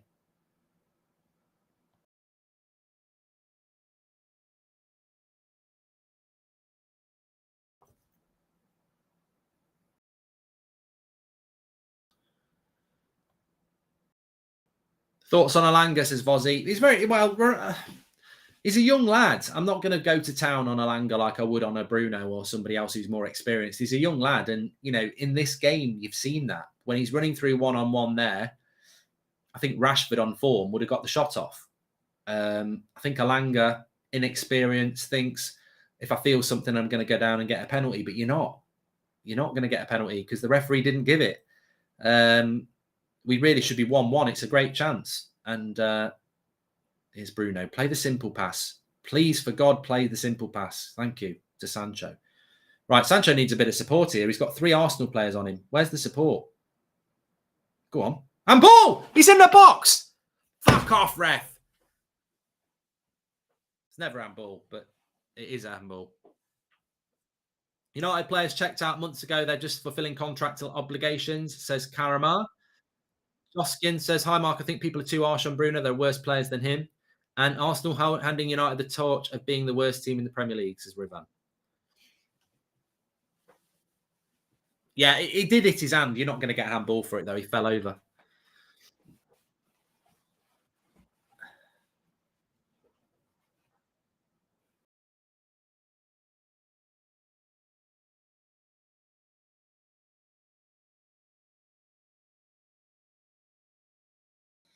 Don't ever get me started on the handball rule. I've got no idea about it. Here's Sancho. Needs some help. Bruno, Ronaldo. Back to Bruno. Have a shot. Have a shot. Oh, he's hit the bar. He's hit the Demba Delo. Ronaldo. Oh, bollocks. Delo hits the bar. We played well. We've played well apart from that one moment at the start of the game. We've actually played well.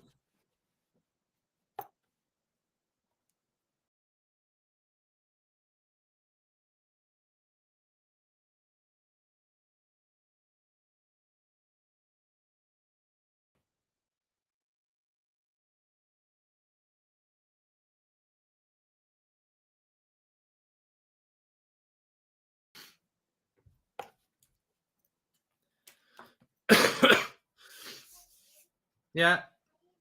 Not yet, no. That's silly. Hi, Mark. Is this what a Gegan press is? Says Nitin. Oh, mate, don't. No, I'm not going to talk to you about pressing and all that sort of stuff. United have had 6 shots to their 3 so far, but I've got to give a qualifier and say that Arsenal are 1-0 up, so they don't have to push the game as much as we've got to push it. Bad touch by McTominay. Alnini. Oh, for God's sake. What a save by De Gea. What a save by De Gea. That all comes from a bad pass by bloody McTominay. Ashley, welcome to the members club. What a save. Nketiah should score. He's well onside as well.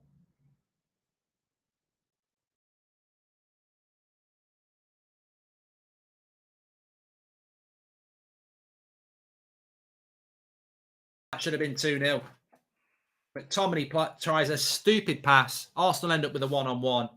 He was well onside. If Bruno had signed with what City, can you imagine how good he would be? No development at United has led to times of unfair criticism, says chilled Aussie.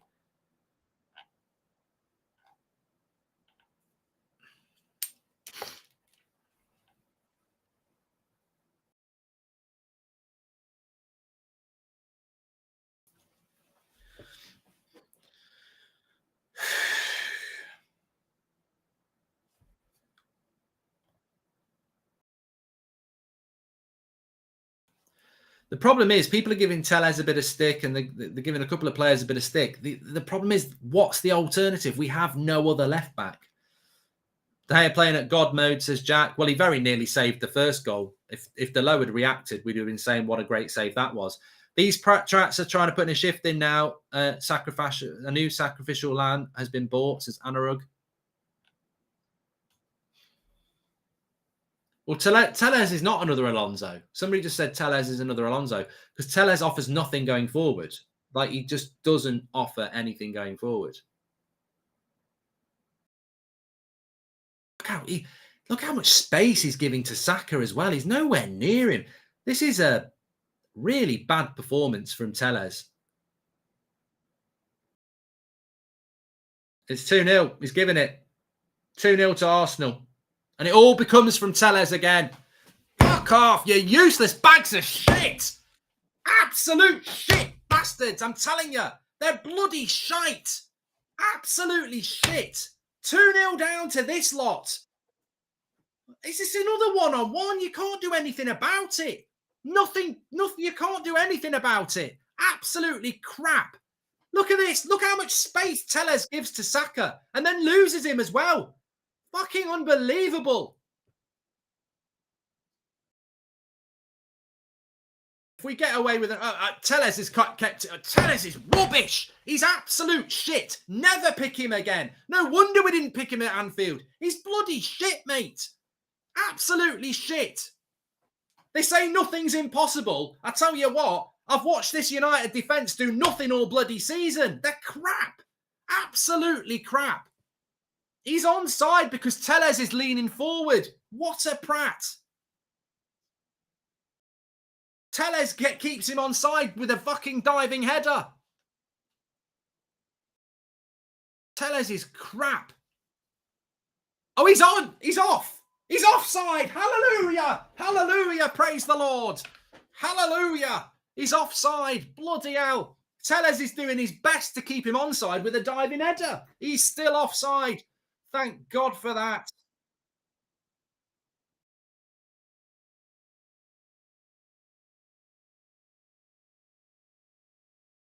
What else are they checking here?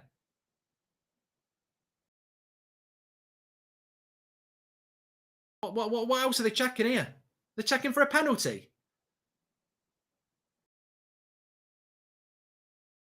You can't give a penalty. He plays the pass. You're having a bloody laugh. Well, you can't give a penalty for fucking plays the pass. You're having a joke. He plays the pass. How many? It's double jeopardy, mate. You can't give a fucking penalty when he plays the pass. Oh, for God's sake. I tell you what, if he gives a penalty for this, I can't believe it.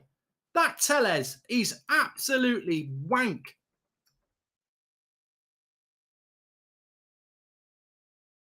What's Arteta doing? Send him off. I've protected you, Arteta, you little twat.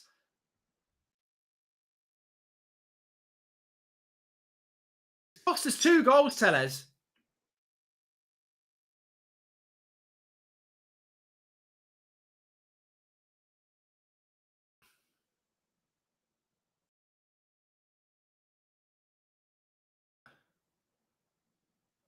He plays the pass.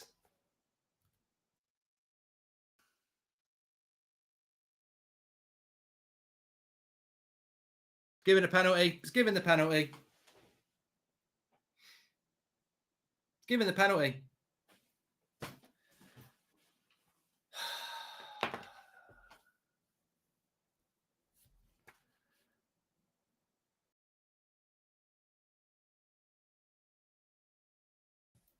It's a shoulder barge as well.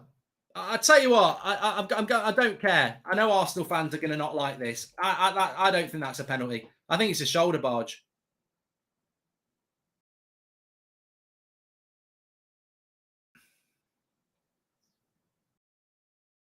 I don't think it's a penalty. Ref's a fucking idiot.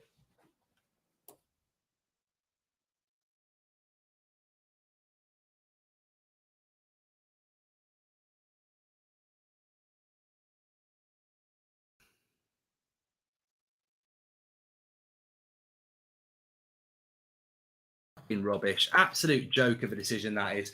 He doesn't give a penalty at the other end because it's too soft. And then he does give a penalty for a shoulder barge, which admittedly is strong, but he still gets the pass off. It's never a penalty. And it's double jeopardy as well. They've just scored a goal. Oh, that's offside. So we'll go and find another way to give a goal away. Fucking joke of a ref. Absolute crap. Rubbish decision. And he scores. Of course he bloody scores. Fucking hate this game. Bloody hate it. Fed up of it. And that Tellez is rubbish. Absolute rubbish. Get Maguire back at left back. I'm sure Maguire will do a better job at left back. He's rubbish. Get rid of him. Whoever bought him, get rid of him. He's rubbish. Absolute crap. The ref's an idiot as well. Pawson. Poor. Absolutely poor. I can't believe they gave a penalty for that. And I can't believe we didn't get a penalty. Remember, an Arsenal player's handled the ball in the box. An Arsenal player's nudged Elanga on the floor. Both soft, no chance. Get up the other end. Oh, you didn't score the first goal because it was marginally offside. Can we find another way to give you a goal? Oh, look, there's a bit of a shoulder barge there. Let's have a look at that. Let's find another way to screw United over. You're a shithouse, mate. Absolute shit. I'm fed up of the quality of refereeing in the Premier League. It's a joke. An absolute joke. But the fact remains, if Tellez wasn't playing, we wouldn't be losing 2-0. Bloody idiot. This is what I'm on about. This is what I'm on about. People start celebrating because there's no Maguire in the back four. It ain't just Maguire. He's been bad this season, but he's not just Maguire.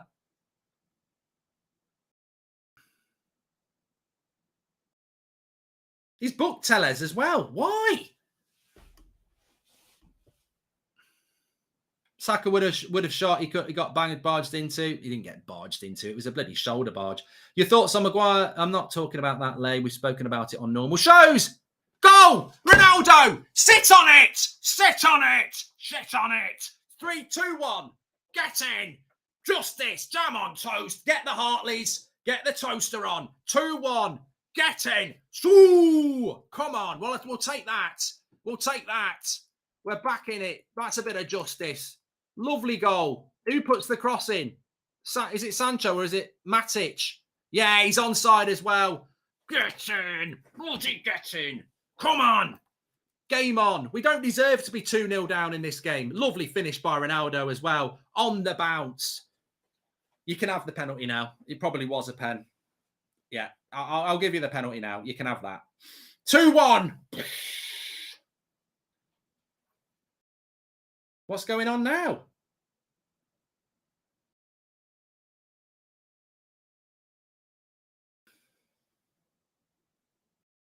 Tellez has just been hit in the head. Don't know what's going on here.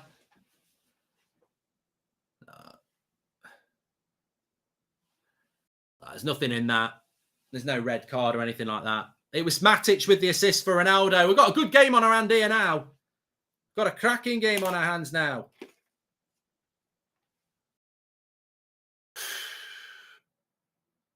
That was Delo hitting the bar. It was a great shot. That was a few minutes ago. Tellez is a joke. I agree. He's rubbish. He's absolutely rubbish. Poor performance from him.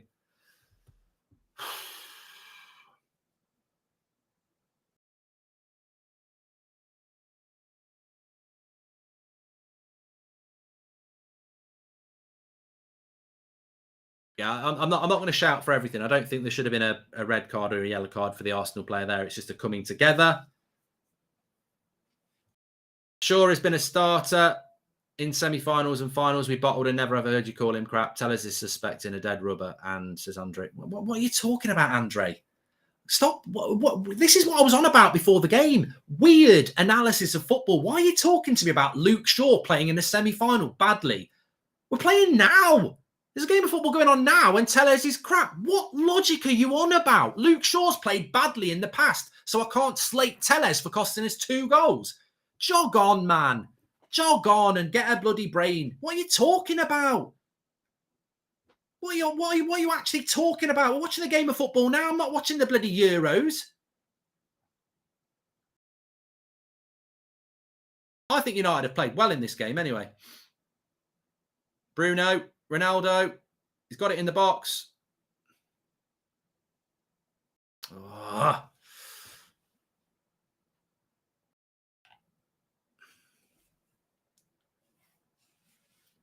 10 minutes to go to half time. We've got a cracking game though. Really good. I actually, you know what? I've rarely watched United this season and had passion for what we're doing and slated referees and oppositions. I don't really care if people don't like that, but it's the first passion I've had for a game in a long time as a United fan, and I can't knock that.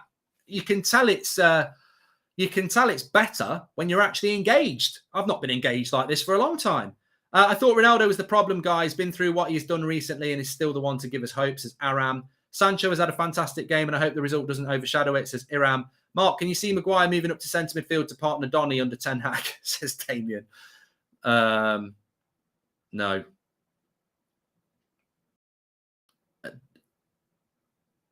Shocking double standard, says Tuckles. If that's a penalty, then United should have had one. Ronaldo is our shining light, says. I'm not really bothered about the penalty anymore, mate. We've equalised quite quickly afterwards, so yeah, I'm not massively bothered about that at the moment. Ronaldo well up for it today, Marky, says Nicola. I think Ronaldo's been brilliant. His link-up play has been really good. It's just Viva Ronaldo magic, says Mutt. Please do subscribe, by the way, bottom right-hand corner.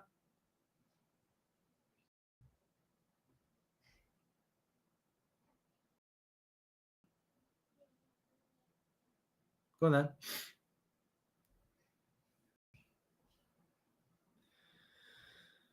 Oh, calm down a little bit. We had a hectic 10 minutes there. Remember, we're playing quite well against Arsenal with a crap United side. So United deserved 2 penalties. Sancho handball was deliberate, says Michael. I haven't seen it back enough, Michael, to I know a few people are talking about it in the chat, but I haven't seen it enough to sort of give a strong opinion on it.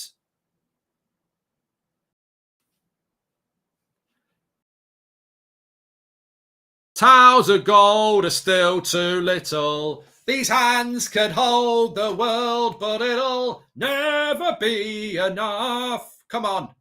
Oh, great save, De Gea. What a shot by El Nini. De Gea's having a good game as well. It's a great shot by El Nini. I think it might have just been going wide, but De Gea doesn't know about it. He's got to make the save. Full stretch. Good hand. Hi, Mark. How are you this morning? Thank you for everything you do, Stig. Well, I'm up and down. I'm like a jack-in-a-box here. It's corner to Arsenal. Yeah, I'm a bit like a jack-in-a-box here because it's a nervy game.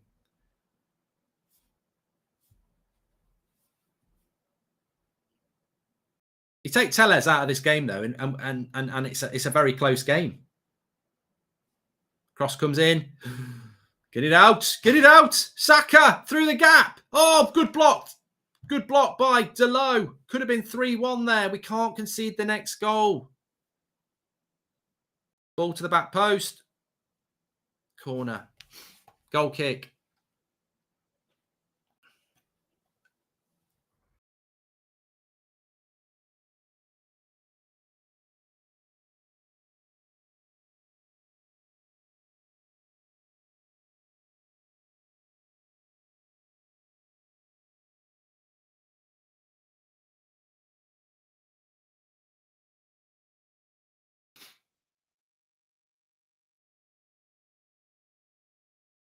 Come on. Oh, Ronaldo, what are you doing there? Can't lose it in that position.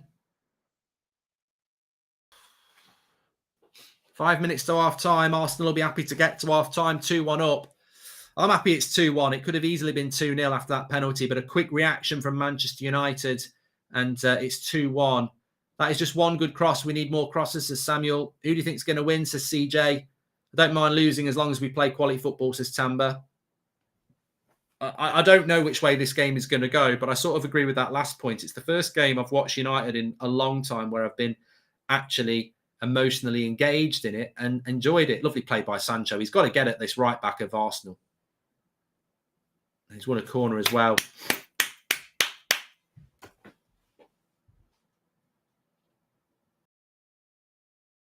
Please do subscribe, by the way. We're only 30 away from 316,000. Thank you very much for that. So it's a corner here for Bruno. Come on, put a good cross in. Ramsdale's come and got it. Still 4 minutes to half time here.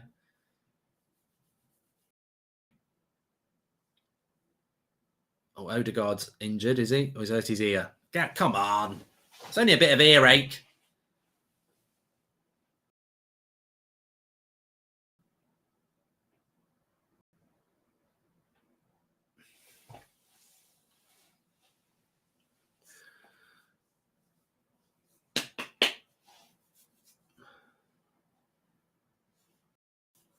Welcome to the Members Club, Matthew Barnett. Thanks for joining.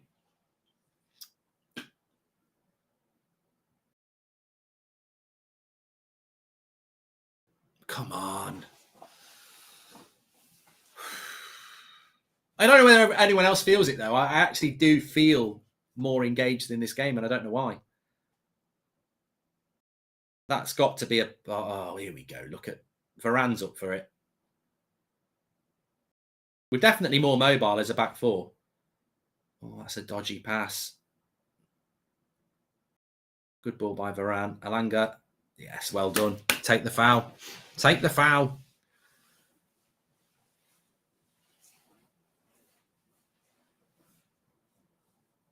I think if you added a really good left back to this team today, you know, a very experienced right winger and another good midfielder, and I think we'd be in a much better position.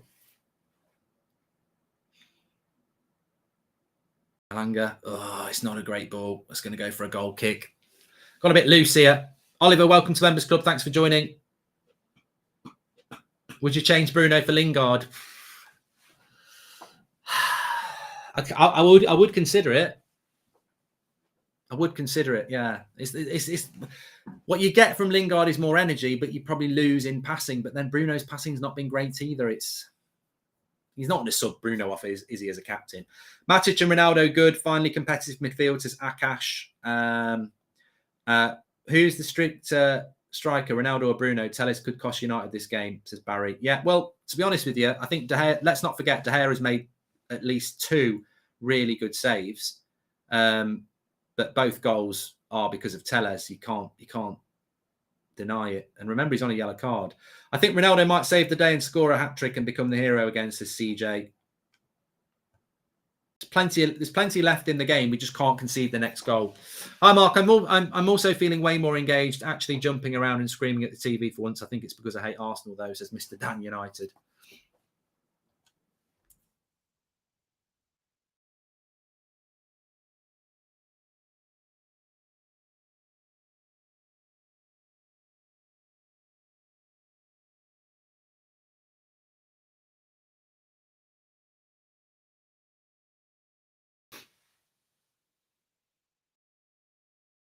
We've got a minute to go to half time here.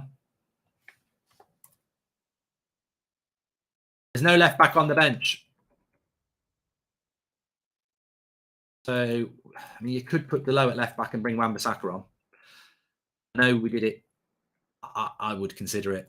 I know it's a difficult thing to do, but I would seriously consider doing it. ESPN UK tweeted you, says Mehmet. Okay. And Pawson absolutely hates us every single time he stuffs us. Remember that Bruno shoulder barge at Southampton that wasn't called? Rev was Pawson, says Ricardo. Hi, Mark. Great game so far. Ronaldo playing well and De Gea saving us again this season, says Jack. Thank you very much. 5 minutes added on here. Use it. Use it. Use that 5 minutes added on. Matic is like, oh my God. Don't add 5 minutes on. That's 10% of the game I can play. Maybe swap Alanga with Tellez at left back and put Lingard or Mata on, says AJ. Put Alanga at left back? No. Their best player is Saka. We need someone who can defend. Do I think Ronaldo will stay when... Great header there. Oh, get tight, get tight. Do I think Ronaldo will stay when Ten Hag comes, says Chaos? I can't stop thinking about the handball and the ref. Should be investigated, says Andreas. Well, I need to see it again at half-time, the handball. I actually think it wasn't a handball, but I don't really understand the handball rule. This game needs a player like Maguire. I don't think it does. It's very fast-paced, mate. Apparently 100th goal for Ronaldo in the Premier League as well. Took it well. Took it well at a time where it needed to be taken. Good play by Delo there. Come on. Pass it. Oh, Alanga's got us. Alanga. I know why he picks Alanga, because he puts more in than Rashford at the moment, but he's not there yet. Mark, I'm excited to see what Ten Hag does with Sancho. His brilliant ball handling skills. Star in the making, says Brian. The ref is as good as Tellez, says Ready HD. I tell you what, I've got to say this in complete honesty. I don't know whether we've got any Arsenal fans watching, but if De Gea's distribution is supposedly bad, Ramsdale's is bloody awful. I don't know if this is just one-off. Tellez has just hit a shot. Follow it up. Corner. Mark, I think Ten Hag needs to keep Ronaldo, figure out how to use him, even if for 45 minutes, clearly the most motivated and technically better forward. Thanks, Nicker.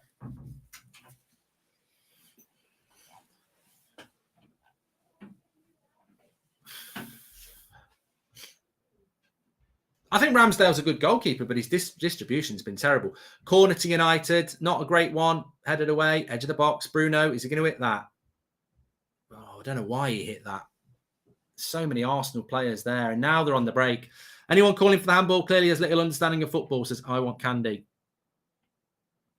Arsenal are on the break here.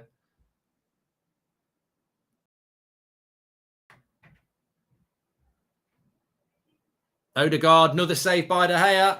Where's the defence? Fucking hell.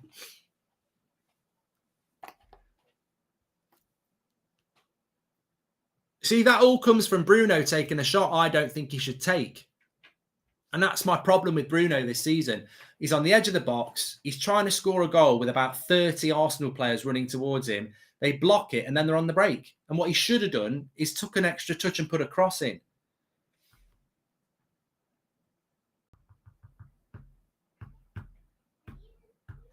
Every time Watch United and Matic play is your best player, says Frank.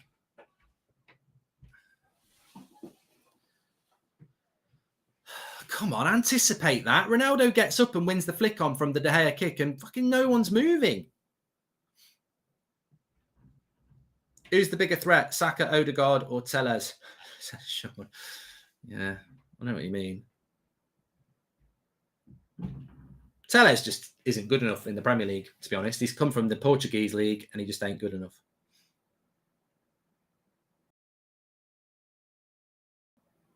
We're just gifting up possession here. Play a simple pass. See, Lindelof and Varane, they're very good at playing out from the back.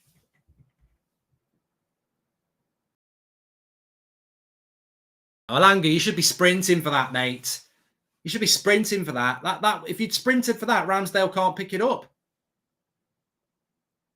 Come on, it's time to put a shift in here, lads. We're still losing. It's a good half, but we're losing.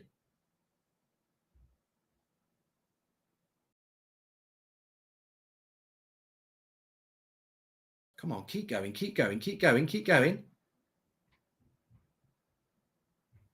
Lovely take by Lindelof. Come on, give it him back. It's 20 seconds to go here. Oh, don't pass it around the back. You're just giving up possession. You're giving up to half time. Good ball. Go on. Lovely flick by Delo. Oh, Alanga. Bloody joke. It's half time. Put the bloody cross in. You work all the way up to that to cut back and play a pass and let him blow. Put a cross in. Absolute joke, that is. There's 20 seconds to go. Varane whacks a brilliant ball. Delo knocks it down to Alanga. Alanga turns back and passes it to Matic, and the ref blows the bloody whistle. Whip the cross in.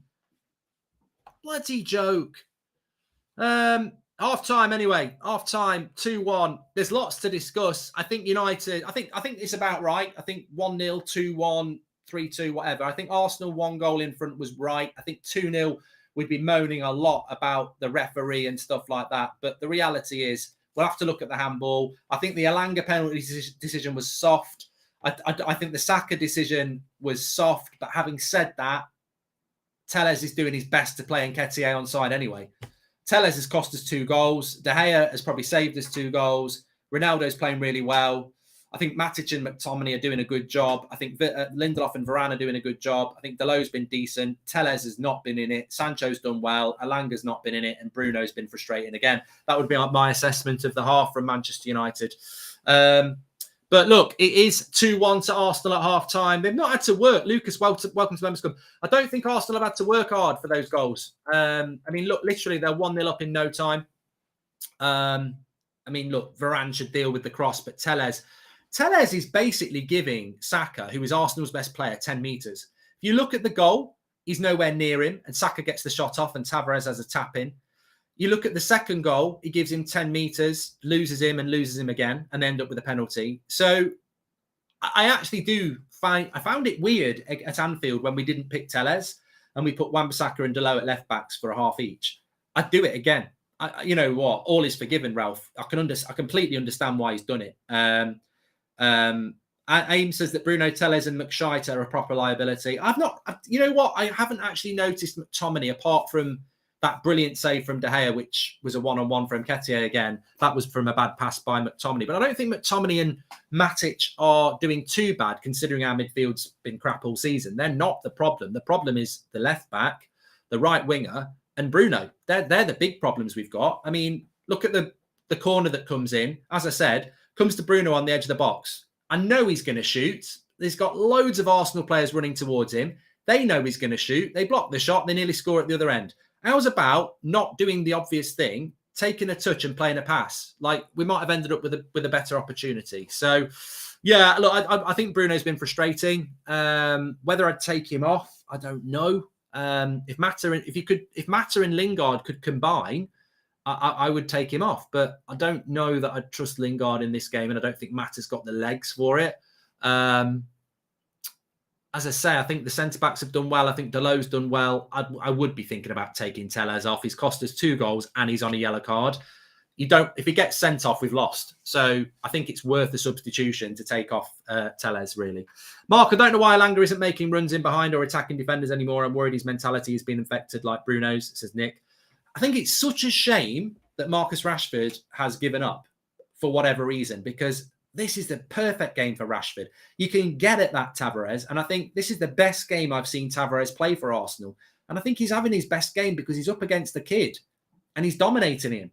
And I think if Rashford was just half as good as he could be, he could really give us something down the right, because Sancho's given us something, but Alanga isn't really. I mean, Alanga should have scored. When he gets in behind, that's not a penalty.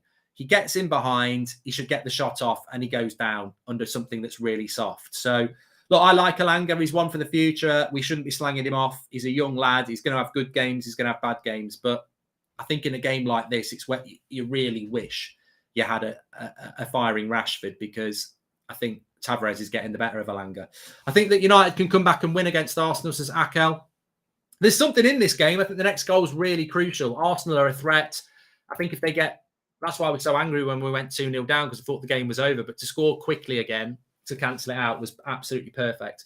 VAR implemented to eradicate human error. Instead, it spawns new human error as referees selectively choose to use it. Clear handball. Why not check it, says DM.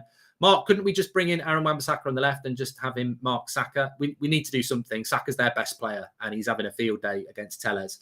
Oz, you're spot on. What Arsenal players would you take? Well, I've just said one, JP, Saka. Rashford in for Elanga, Aaron Wan-Bissaka in, and Lingard. Those are the ones I'd make, says Akash. I'd rather keep Pereira over Bruno, says Jay. And Liam, welcome to the Members Club. Good to see Maguire isn't playing today, so he can't be scapegoated for all of United's problems, says Mike. Well, I think that's quite a... I think, I actually find that comment really quite childish, because he hasn't been scapegoated. It's the sort of thing you'd expect to come from... Well, I just think it's ridiculous to say that, because Ronaldo hat-trick coming, I can feel it, says Jazz. Maguire's not been scapegoated. He cost us 3 goals on Tuesday night and he's been dropped. Tellez has cost us 2 goals today and he should be dropped. The problem is that people want to individualise the problem at Man United. It's not Harry Maguire's fault we've had a bad season. It's not Marcus Rashford's. It's not Bruno's. It's not McTominay's. It's not Wan-Bissaka's. The reason United have failed this season is because it's not an individual's problem. It's a collective problem. You take De Gea and Ronaldo out of that team, maybe Sancho as well, and the rest of them are at fault for this season. It's been a shambles. So if anybody thought we were going to drop Maguire and be better, well, I would argue we have been better, actually. I think the centre-back pairing has been better, but there is still plenty of other players that can cost you things. What do you think about Pogba's recent tweet? I haven't seen it, Vic. I'll have a look now. When the hand is close to the body of the defender, then it's not a handball, but no way Cedric hand's supposed to be there. That's a handball. Slipping doesn't justify the fact that his hand's supposed to be there, says Coney. Well, hopefully we'll get to see this handball situation, because I've got to be honest, when I first saw it, I was like, yeah, I don't think it is. But I'd have to see it again to see whether it is or it isn't. But we will see. We will see what happens with that. I'm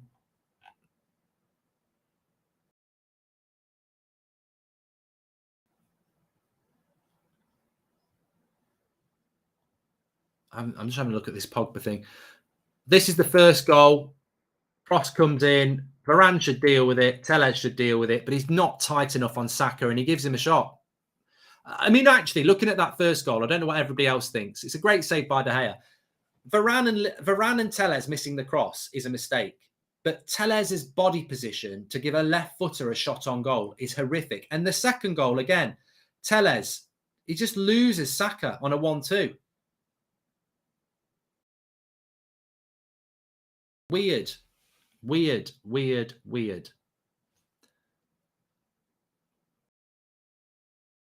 I don't know whether we're going to see the... Paul Pogba has tweeted, absolutely gutted not to be able to help the team in today's game. I'll work even harder to come back stronger, and hopefully before the end of the season, it's not over. Thank you for your support. United, we would stand. Okay. So Pogba hoping to get back before the end of the season. Hopefully he hasn't played his last game. I would bring on Mata at some point in the second half. He may not have the legs, but he is one of our best passers, says Emily Derry. Bruno's been really frustrating, says Vignesh. Tellez has been poor. This Arsenal team can be got at. We need to press them high and take advantage of mistakes, says Vignesh. Hi, Mark. You think if Sancho swaps well, here's the handball. No, this is the goal. They're not going to show the handball. If Sancho swaps wings, we will have more of a threat, says Mikael Roach. I think everybody's pretty much spot on in what I would do. I think I would change the left back. He's on a yellow card. He's cost us 2 goals. Maybe put Delo at left back and Wan-Bissaka at right back, or put Wan-Bissaka at left back. You've got to get tighter to Saka. Every time he gets the ball, he looks a threat. I agree with that comment there, though. Nusret says Sancho's destroying Cedric. I would keep Sancho on the left. If you're going to take off Elanga, I'd potentially bring on Rashford. It's a risk. Maybe even Lingard. But I would hope... The thing is, I think Rashford's checked out. And I don't have a problem with Rangnick dropping him because he's not performing. But Yeah, and then I think I'd keep Bruno on for another 20 minutes, and I'd be looking at Lingard or Mata. Yeah, so we've got to stay in the game.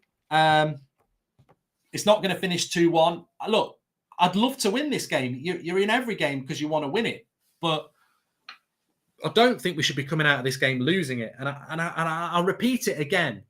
I've never been so engaged in a United game for so long. So we're obviously doing something right, even though we're losing. We're obviously doing something right because we actually have been.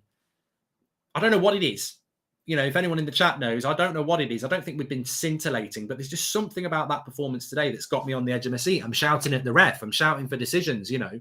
I'm being irrational. And I've not been like that all season because when you're not emotionally engaged, you're quite pragmatic. Oh, that's crap defending. That's not a penalty. Whereas I find myself doing things that I used to do when we were good. So I don't know what it is. I think Ronaldo was very good both offensively and defensively that first half, especially considering the week he's had.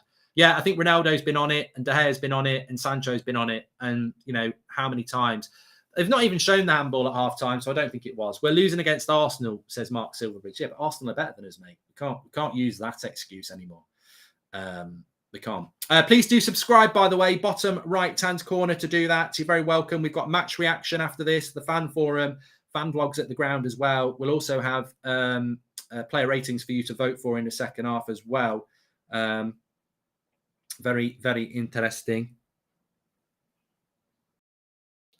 to see what we can do in the second half.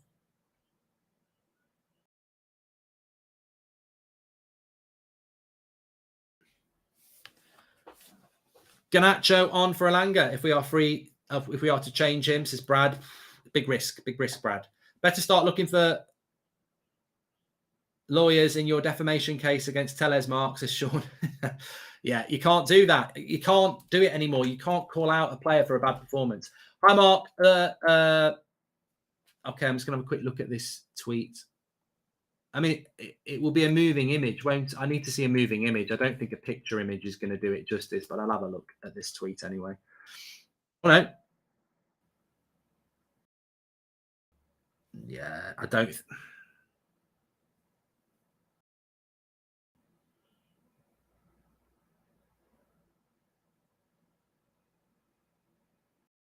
I think I'm just looking at it there. I think the Arsenal right back deliberately puts his hand out, but I just don't think in the modern game they're going to give a penalty for it because they'll say it was accidental. But I think you can tell as he's gone down, he's crawling and he puts his hand there to stop the ball. That's not a natural way to go down. I agree. It's because this Arsenal team can be got at and our build-up play has been better today. Defensively, 2 errors cost us. There is something in this, says Vignesh. I don't think we've played that bad. 2 cheap goals. Our pressing is good and our midfield doesn't actually look terrible, says Dominic. I tell you what, Dominic, welcome to Members Club Nat. I think if Fred was available, we'd probably do a little bit better. Lars says, look at United Ryan on Twitter. You can see the handball on there, which I've just taken a look at. But yeah, no, I think you probably hit the nail on the head there. I think we have played well apart from 2 defensive errors from Telles. It's cost us. You know, I think the chances that De Gea is saved, I certainly don't think you could say Arsenal don't deserve a goal, but I think it should be 1-1 rather than 2-1, considering we've had our chances. I mean, look, Bruno should have scored. We've not mentioned that. Delo hit the bar. Bruno should have scored. McTominay should have done better with his header as well. He did well, but I think if it's on target, that's a goal. The defense is mobile. That gives confidence to the entire team to play freely, says Christopher. And we are winning, but I do not feel like we are in control. Cedric shouldn't be on the pitch, and you guys should have had a penalty, says Aldris. Well, that's very generous of you. I personally don't think in the modern game we're going to get a penalty for that. They've not even shown it on BT, which is just disgusting, really. They should be showing that. You know, people pay for a TV service, and you're meant to be impartial and show incidents that are there for entertainment and debate, and they haven't even shown it. Daniel Carr, welcome to the Members Club. R66 says McTominay's been awful. Mate, to be honest, he might have been. But ultimately, Dominic, welcome to the Members Club. De Gea saved McTominay with that big save. McTominay's not why we've conceded 2 goals. So, you know, I think the problem we've got at the moment is if you've got no McTominay, who are you playing in the midfield? We haven't got Pogba. We haven't got Fred. We haven't got Donny van der Beek. We haven't got anybody else. So he's a very valuable player for us today. And I haven't really noticed him have a bad performance. And I certainly haven't noticed him be the problem in the team. The problem is at left back. I'd be very surprised if he brings out Tellez for the second half, because Saka's having a field day against him and he's on a yellow card. So even if he hadn't been at fault for 2 of the goals, I probably would sub him off. But I would have given the captaincy to Ronaldo as well. Charles says, I totally disagree with the penalty given. Saka was offside before the foul was made in the box, says Charles. Yeah, I don't know why. I don't know about that. Well, he's not. He wasn't. I can see from here he wasn't offside before the pass. They're just showing the Elanga incident here. Zachary, thank you very much for becoming a member. We're just about to kick off for the second half here. 45 minutes. Take a point. At the moment, get back for a point. If you score early enough, go for the win. Right, second half has just started. Remember, I'm doing a Tyson Fury versus White fight tonight. Watch along on That's Football. You can tune in for that. Also doing the Formula One sprint race and the full race this afternoon and tomorrow, and the Merseyside Derby tomorrow. All on That's Football. If you're interested in some live sport action, we've got lots of it to come for you this weekend. There are bragging rights to play for, as well. I don't really see Arsenal as the rival that they were at one point, but you don't want to lose to them.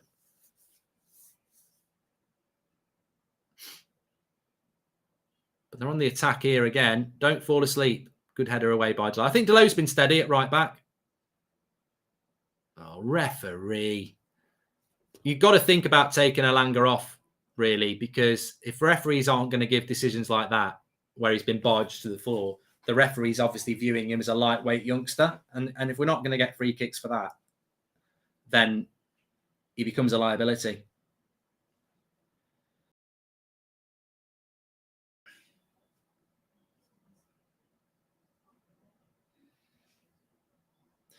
It's the Ten Hag effect, Mark. We couldn't but feel hopeless as before the announcement. Now that they've got a new manager, we hope, says Carlos. Yeah, good point. Got to get the ball here. He has come out in the second half with Tellez. Go on, Elanga. Tavares is across. I really think if you could be having a word in Rashford's ear and saying, look, mate, I know we've not seen eye to eye this season, but you go on that pitch and put in a performance, I reckon you can get us a couple of goals. If Rashford gives him the nod, get him on. I think Rashford for Elanga's got to be worth a look at. I really do. But I think if Arsenal score the third goal... I mean, where are all the Arsenal fans? Bloody queuing up for hot dogs. I know the corporate bit. I understand it. But there's so many empty seats there. What are they bloody doing? I can never understand that. How people are not back in their seat for the start of the second half.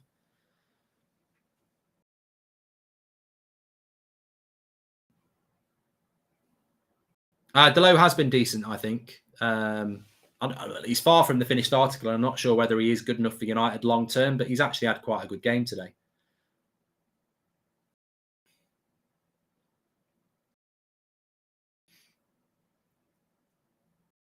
Yeah, it'd be game over if Arsenal get the next goal, I'm afraid.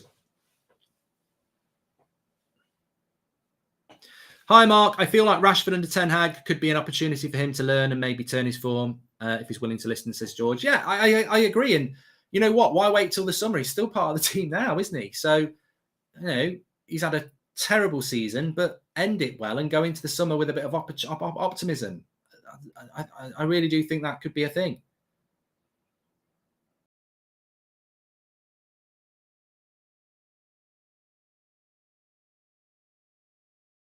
I don't think we should be losing this game.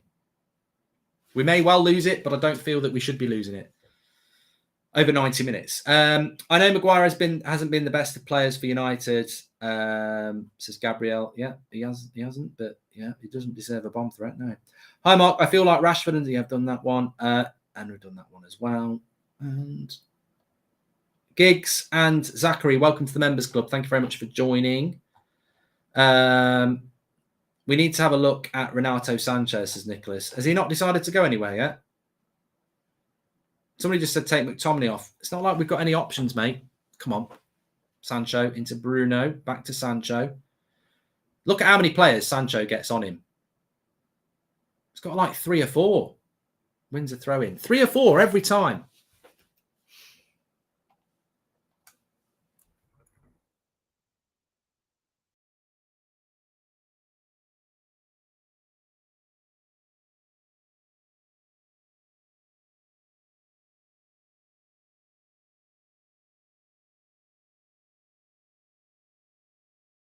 Yeah, no, I saw that. Pogba's tweet at half time. Hopefully, he says he'll hopefully be back. George A, thank you very much for joining the members club.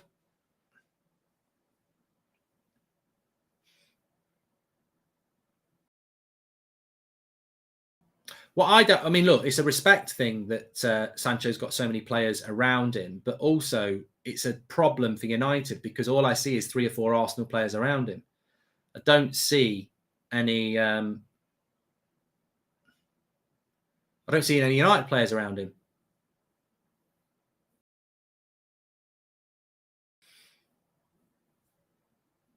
Telles should be giving him some support, but he's so scared of Saka, that he won't go forward.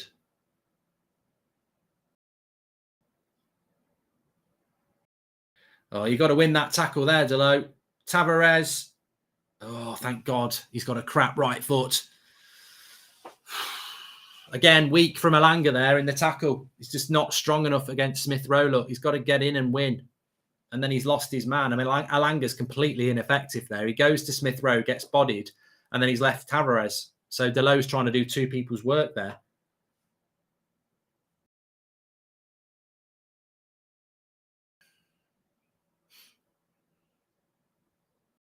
I like the way we've passed out from the back tonight, though, this lunchtime.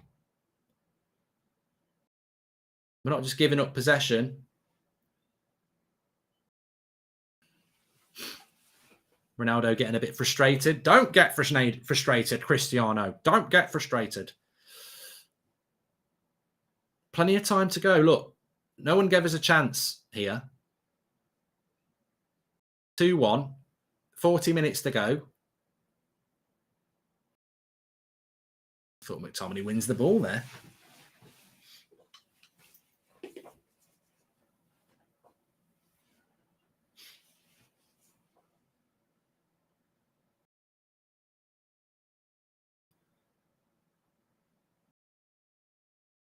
Tellez again. That's a crap clearance. Put your foot through it, mate. Put your foot through it.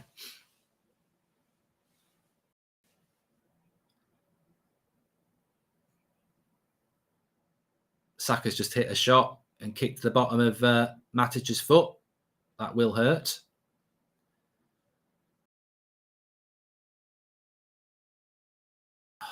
Come on, we need to move forward here. They're penning us in.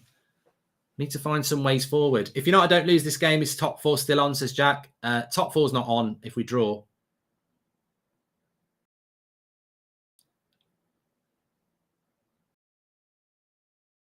I don't think top 4's on if we win. Yeah, I definitely would be querying why Rashford can't come on here. Ref's just giving another foul on McTominay there. I don't really think there was much in it. I just feel Arsenal are trying to game manage this a little bit at the moment. Get the ball to Saka, really. Natu, thanks very much for the super chat. Well done, De Gea. That's it. Come on. Come on. Just need a little bit more. I think at the moment, Arsenal have figured out that everything's going through Sancho and Ronaldo. And if you deal with Sancho and Ronaldo, you kill United's attack. And to be fair, it's not wrong. Elanga's not offering very much. Bruno's not offering very much. And obviously, Matic and McTominay are not very much attacking. We need to get a little bit more creative. Hannibal's not on the bench, Torra. Played yesterday.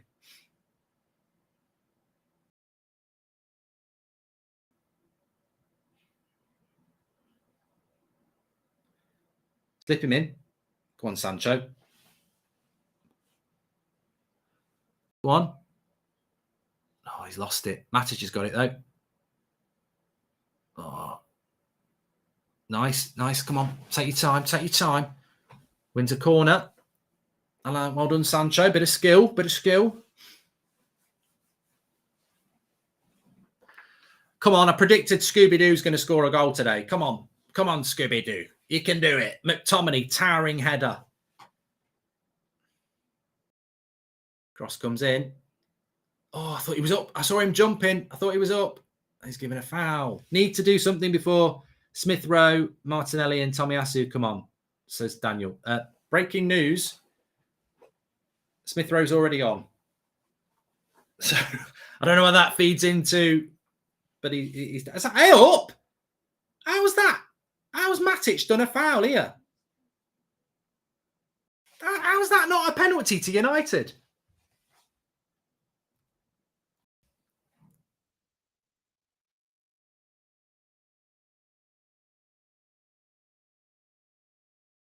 Checking it. They're checking a possible penalty here. This should be a penalty to United. He's got to come and have a look.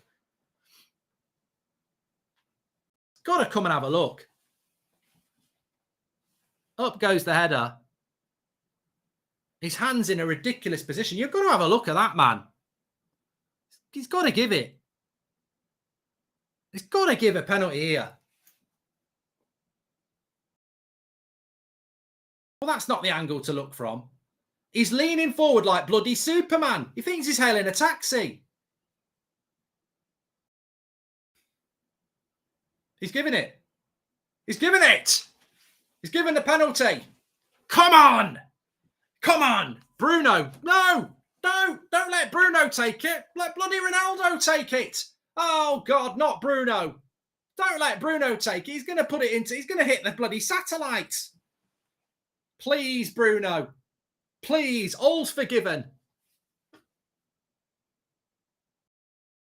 I'd have put Ronaldo on this. I don't want to be negative, but I would have let Ronaldo take it. Fucking idiot. I told you. I bloody told you. He's useless, mate. He's bloody useless. He's useless. Absolutely useless.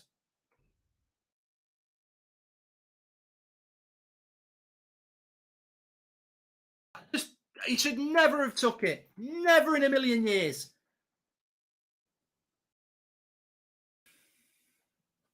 I said it before the game. You can cheer that Maguire's been dropped. You can cheer that Rashford's been dropped. You can cheer that Wan-Bissaka's been dropped. He's very lucky to be starting games. And why he's the captain, I do not know. He's been rubbish for weeks. And he shouldn't be starting. And he shouldn't be taking the penalty.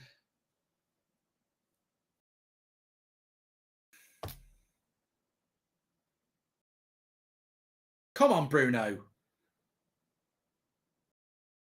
Good play by Sancho here. Oh, he's lost it.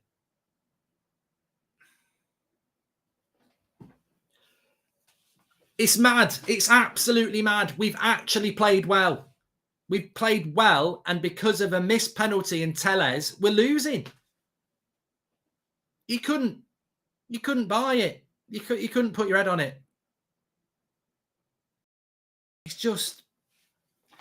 Bruno's been a nightmare. If you've been watching United, he's up there with Rashford and Maguire. Like, he should be getting criticism. I don't know how he's captain as well. Why is Ronaldo not captain, and why Ronaldo's not taking that penalty? Well, there's still plenty of time. He missed our last penalty, exactly the same circumstances, Michael. I never, you know what? Bit like Jorginho.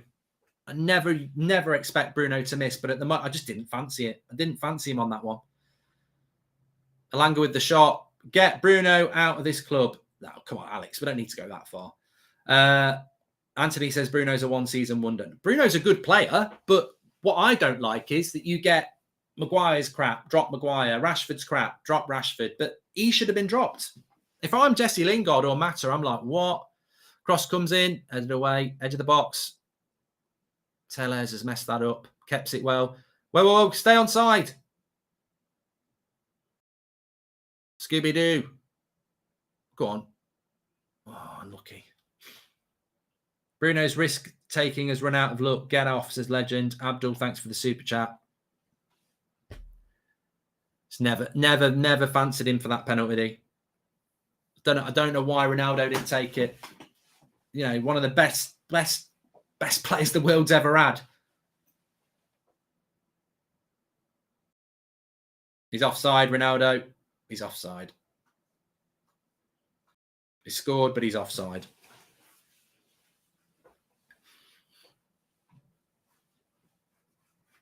When's it going to end, Mark? Says Canimore.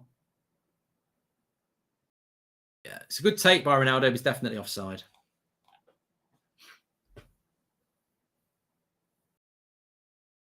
Still half an hour to go. There's something in it. Oh, why are they checking Ronaldo for offside here? He's clearly offside. This is where VAR annoys me. It's very clearly offside. You don't need to check it.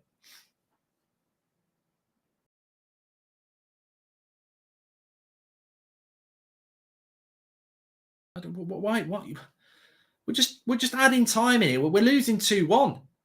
We're losing 2-1. Just get on with it. You don't need to check it. It's bloody obvious. Had the feeling he'd miss. What happened to Bruno? Says Matthias, and yeah, it's actually closer than it looks. We need to rest Bruno for a couple of games and see how he plays with Ten Hag, says James. It is offside, but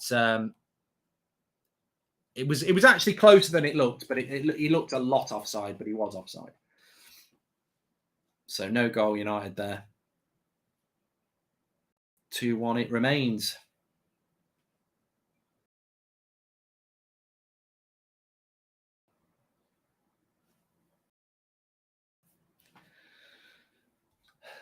Bruno's confidence is shot, says Jack Brown. The problem we've got now is that someone like Matic is going to start to fade. He's been fundamental to the way that we've played. Oh, Ronaldo. Please don't stay injured, Ronaldo. We've got the momentum here. Bruno Gomes really is the best in the league, says Just. Still plenty of time, I agree.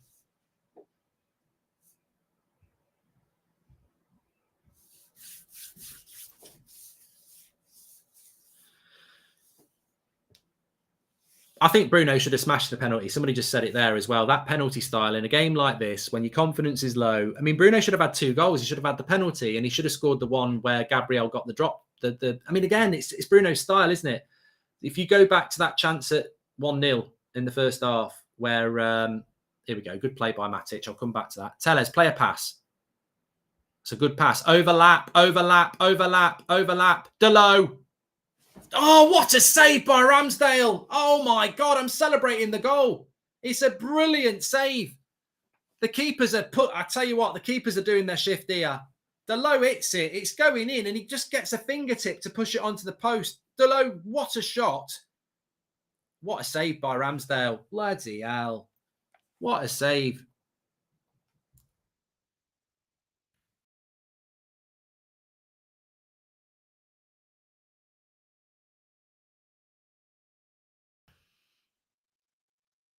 Oh, that really, oh, God.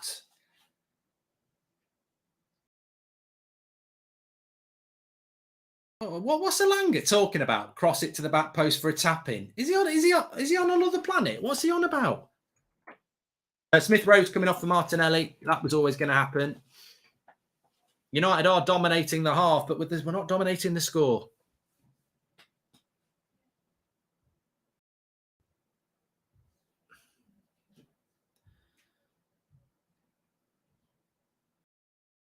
Go on, Alanga. He's done well. Oh, ref, you've got to give a foul for that. What? Oh, God. I'm baffled. I'm baffled by this now. this guy is just bullying Elanga and getting away with it. Like, how is that not a foul? And it's in the box. It's a joke. This ref is a joke. Absolute joke. I mean, there's just no part of that it can't be a foul. Like, there's no part of it. He's not even looking. He's the other way around, pushing Elanga over. I just make it make sense. Look at you chewing his gum with a smile on your face. You're an idiot, mate. The world thinks you're an idiot.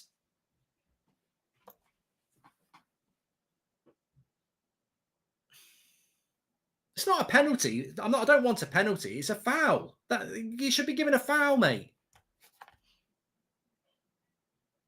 Standard of refereeing in this game has been abysmal. And he has given 2 penalties, admittedly, but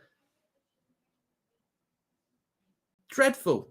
Come on, push on. Push on. Where's the pass for McTominay there? Bruno's going to lose this.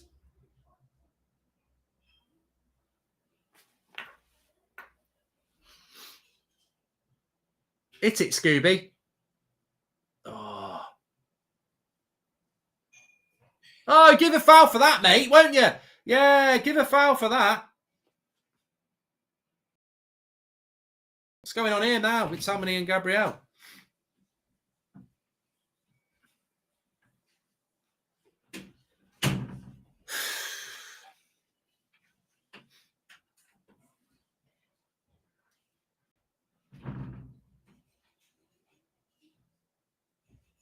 It's just a bit of a roly-poly with Gabriel and McTominay there.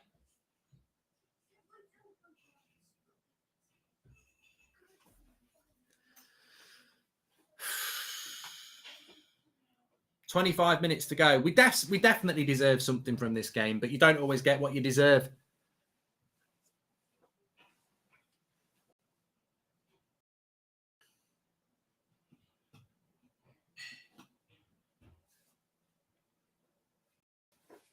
JL says, "Swivel on it, Mark." Well, to be honest, I'm just glad we're getting a game that we can actually watch and enjoy as a United fan. And if Arsenal fans are enjoying it, well, fair play as well. But referee's been a joke. At least we care. At least we care.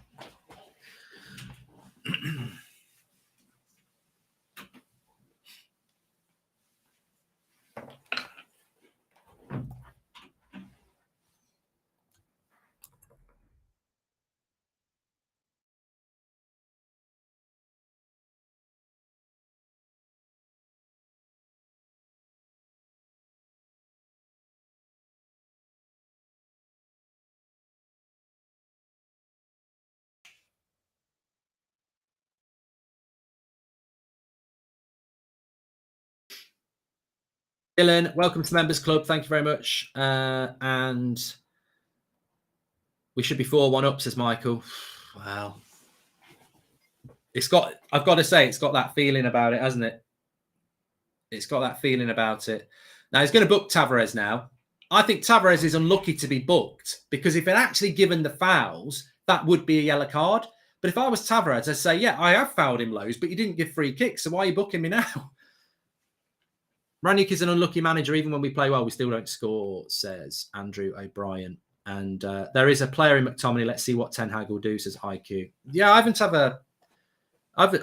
wouldn't say I'm thrilled with United. God, if you've watched us over the last month, we've been so bad that even though we're losing, and I don't want to lose, and there's 20 minutes to get something out of this game, and I believe we will, I'm not going to sit back and lie and say that we've not been better. We have definitely been better. We were coming from a very low point, but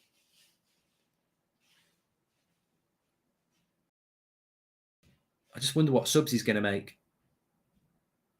Go on, Scott. Lovely play. Lovely play. Look how high Lindelof's playing here. Ronaldo. Go on. Delo's got forward loads as well. Tellez has hardly gone forward. So you want to ask Scott, but I love his aggression. It's just simply football. There's nothing wrong with his aggression and passion. It's his ability. That's what you want. That's the question mark, isn't it? It's ability.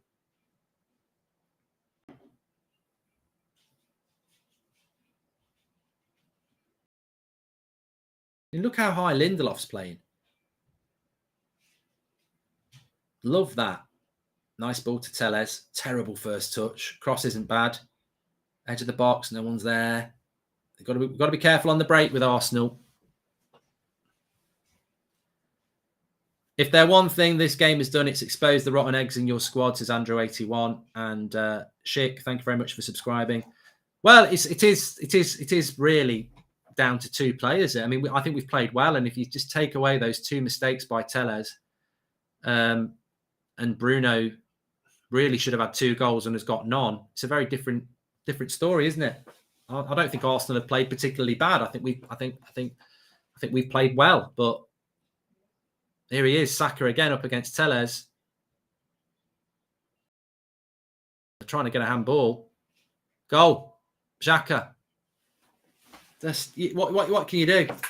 What can you do? Absolutely dominate them for 25 minutes and you lose 3-1. I mean, what can you do? Just smacked it in from 30 yards. I'm speechless. I cannot say anything. And ultimately, I just can't believe it. I cannot believe it. One of the best performances we put in this season and we're losing 3-1. I think people are saying it's Bruno again. I just... How are we 3-1 down here? I don't even know. Bruno.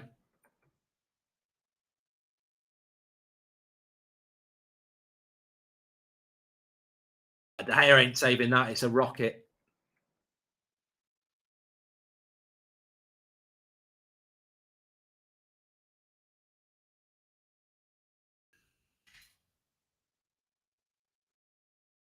They don't deserve it. The rest of them do not deserve it. They don't.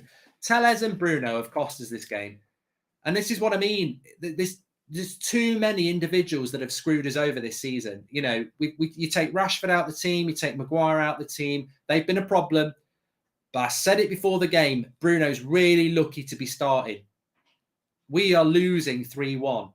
I don't know how. Fair play to Arsenal. Look, they've scored 3 legit goals.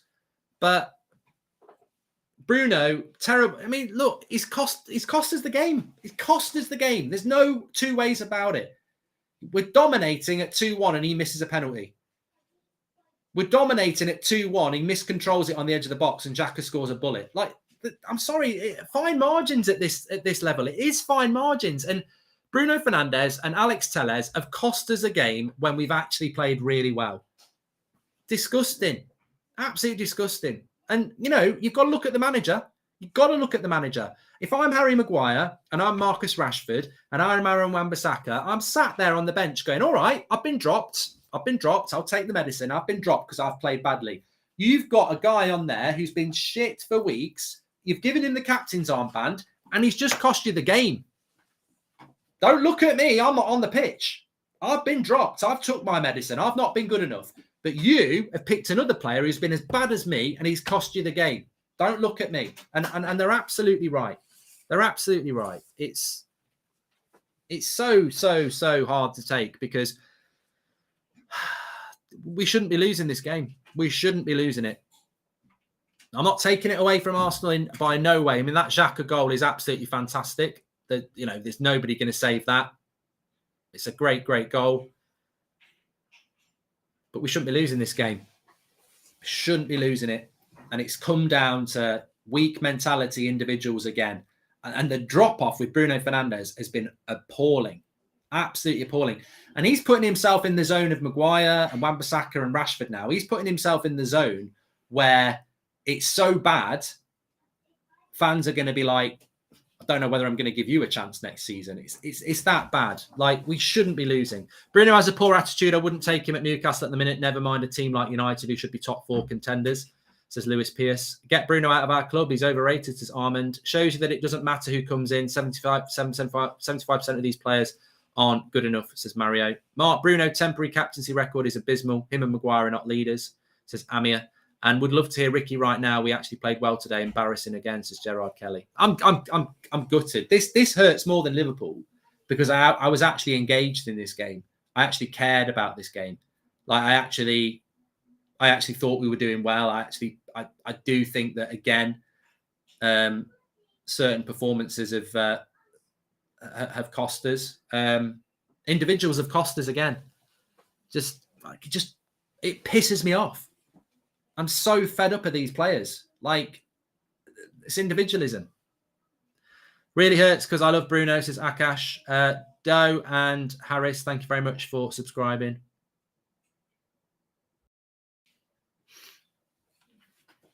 It's hard. It's hard to take a result like this because I don't think we do deserve to be losing, but I think we've played well, and that's the hardest thing. You know, you expect to get beat by Liverpool. It's hard, really hard to take.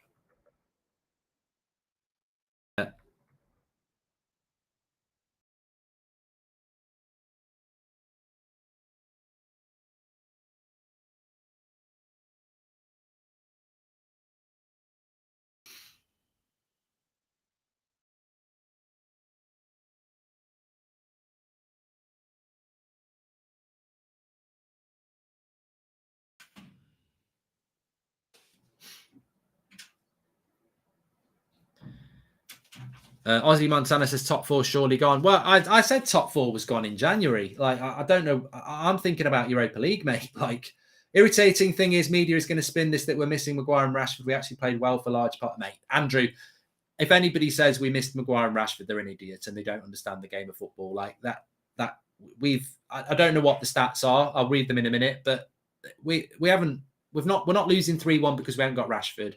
We're not losing 3-1 because we haven't got Harry Maguire.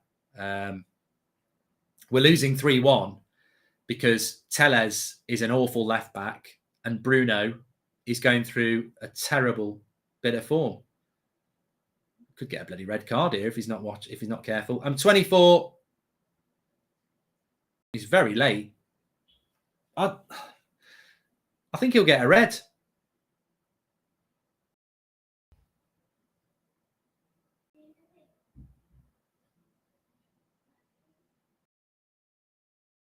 Oh, VAR's had a look at it. I'm 24 with a little boy on the way. I hope we will see the United I did as a kid. Hopefully we'll rise again, says Stiggy. You do look like an actual team today with the team strategy, says Andrew81. Talks of Bruno is capped. He's on for my sale list in the summer. What does he bring to this club? This is Mark. We just handed him a new contract.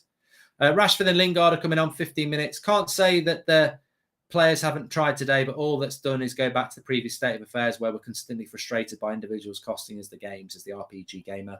I swear Matic is the only player in our squad who thinks Ronaldo is on the pitch. Maybe I should knock the ball in the box. I mean, God, Max, can you imagine how frustrated people like David De Gea and Cristiano Ronaldo are going to be today? I mean, how's the ref not giving a foul on McTominay there? It's late. Europa is good for us because we can win that. Says Platt. We're not guaranteed to get in the Europa. I've so much respect for Ronaldo keeping his head in the game despite his loss. Should have the captaincy. Should have taken the penalty, says Reza.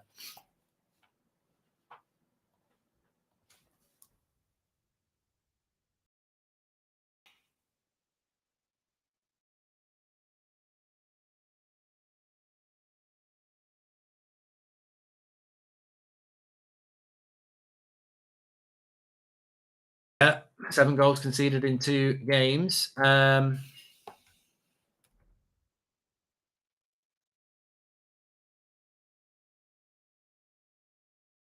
This will make you. This is very interesting. Possession wise, Arsenal have had 57%. We've had 14 shots. They've had 14 shots. We've had 7 corners. They've had 1 corner, and we're losing 3-1. Irritating. Midfield battle lost again, says B. Yakov. I don't think we've lost the midfield battle. I don't think that's where we've lost the game, although Bruno is part of the midfield. Mark, I've come to the conclusion that Bruno is a one-season wonder and is overrated, says Ty. Bruno having an absolute stinker. I think the captaincy at United is a curse. He's been crap this game, says Vignesh. I've so much have done that one as well. Thanks for the super chats. Please do subscribe. Bottom right hand corner. I'm actually going to get the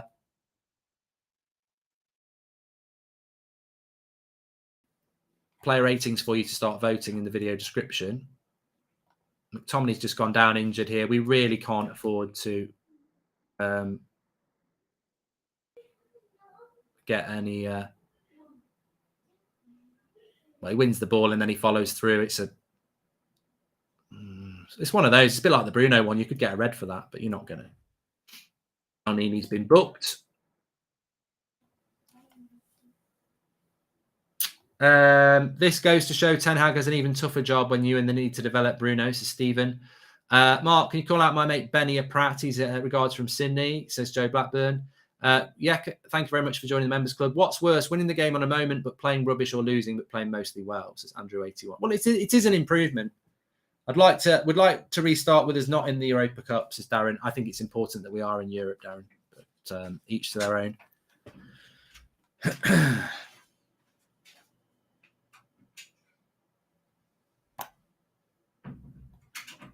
Must be very frustrating for Rangnick, this. Very, very frustrating.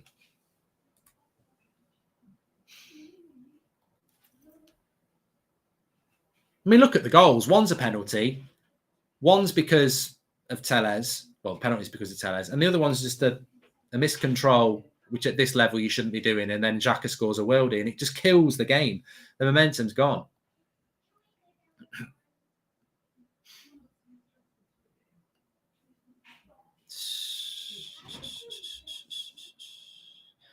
Ten minutes to go. Hard to see what we can do really in 10 minutes. Maybe just get a goal. So McTominay's gone back to holding midfielder. Lingard's in the midfield with Bruno, and Rashford's come on for Elanga.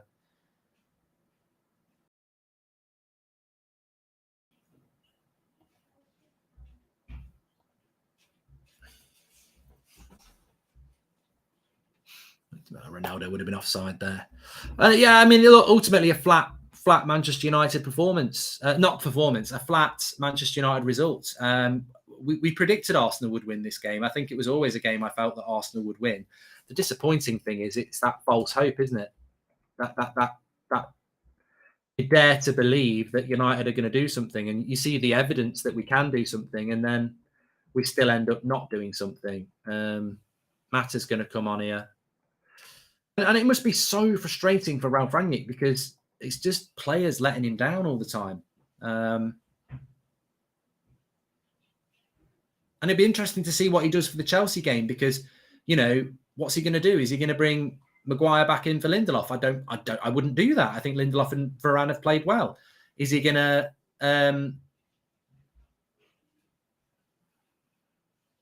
start Bruno again? I'm sure he will do, and he shouldn't do. I mean, Lindelof's just been booked there, but it's just a mess. It's a mess, and you can't find any. We're just struggling for positives, really.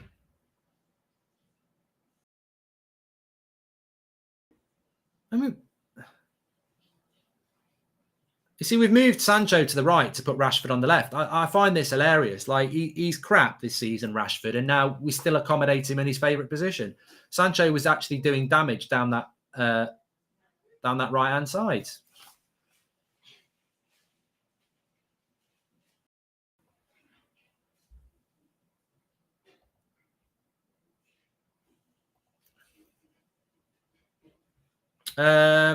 Well, player ratings, links in the video description. Mark every player out of 10, 6 being the average. Mata's going to come on here. If it's not for Bruno, it's a disgrace.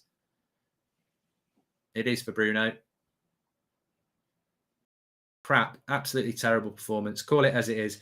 Do you think Chris Asmas has your watch-along playing throughout his AirPods for ideas as MT90? I doubt it because they ain't listening. We need a total rebuild. It's a big mess. Nothing good to talk about this team right now, says Martins. I can't believe Bruno got a new deal and people were comparing him to De Bruyne and Cantona. See, Armin, the funny thing is I've been getting a lot of stick recently because I've been giving Bruno stick. and therefore I'm a flip-flop, and I'm being unfair on Bruno. I call it as it is. I'm the opposite of a flip-flop. I don't have an agenda. If somebody's my favourite player and they're playing crap, I'll call it out. Martial last year, Rashford this year, Bruno now. Like, these players are some of my favourite players, but they're crap and they deserve to be called out. Look, Maguire deserves to be called out. I don't think he's that good. He's not been that good, but I don't just do it on one player. You've got to be even-handed with it, and he's crap. Bruno's cost us a point today. At 2-1, if you score that penalty, 2-2, that crowd, as we know, any Arsenal fan will admit it, if they go from 2-0 up to 2-2, they start getting the fear of the bottle again. The jelly babies. They're terrified. Half an hour to go at 2-2. Who knows who wins the game? Bruno misses the penalty, then goes up the other end, miscontrols the ball and gives them a goal. And we lose 3-1. He's cost us the game. Him and Telles have cost us the game. I don't think anybody else deserves criticism. When we do the player ratings, De Gea's made great saves.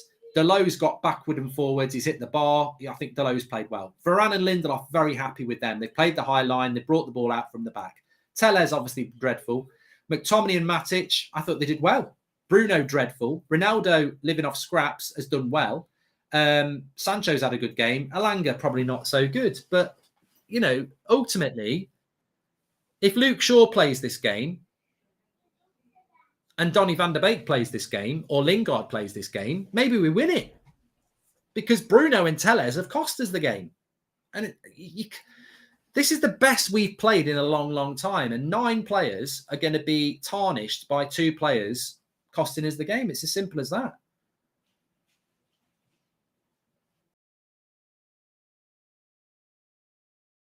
Since Rashford has met the Queen, he's played bad, says Oscar.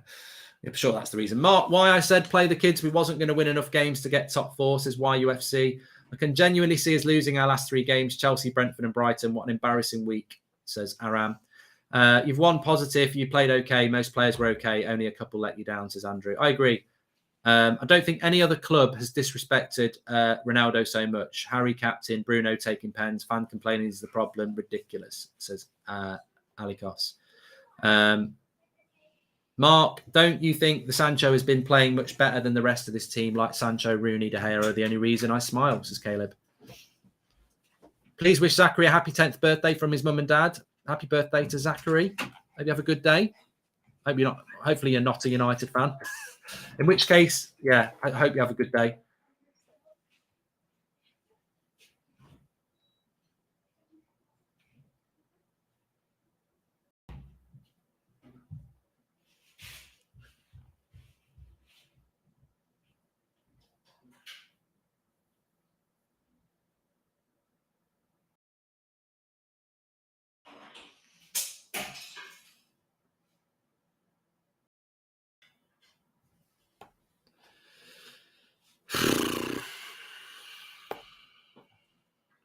It's the hope that kills you.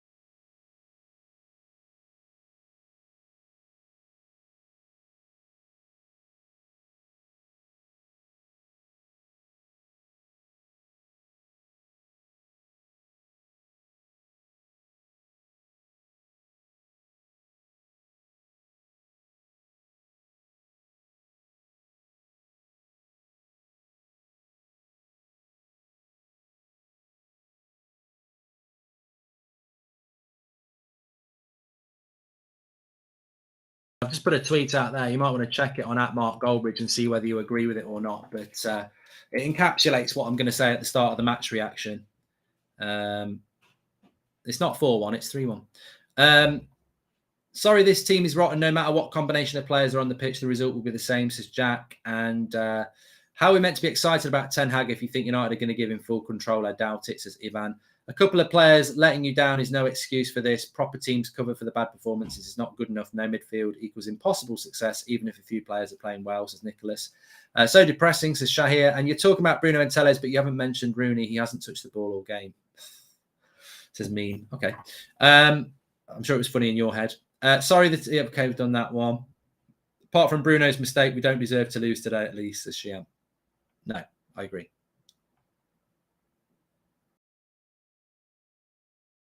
I agree.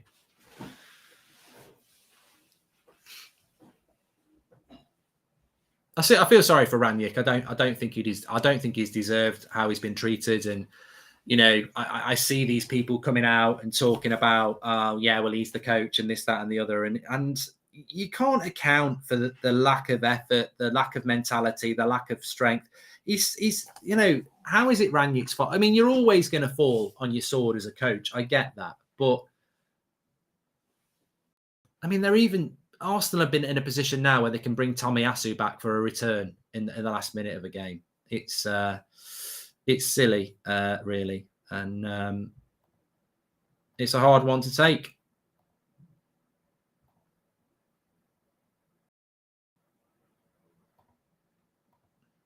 Ranić done well. Bruno let him down, says Colston Music. Thank you very much for the super chat there.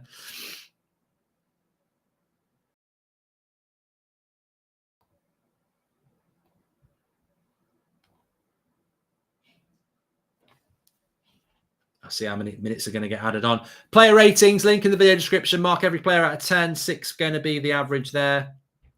I am doing the Fury versus White fight tonight. Oh, I need to get up for that. I mean, I'm just utterly fed up with United. I didn't think they could disappoint me as much as they have done today. And I think it's the fact that we actually played reasonably well that that it hurts a little bit more than I thought it would. I expected Arsenal to win. I knew they were the favourites.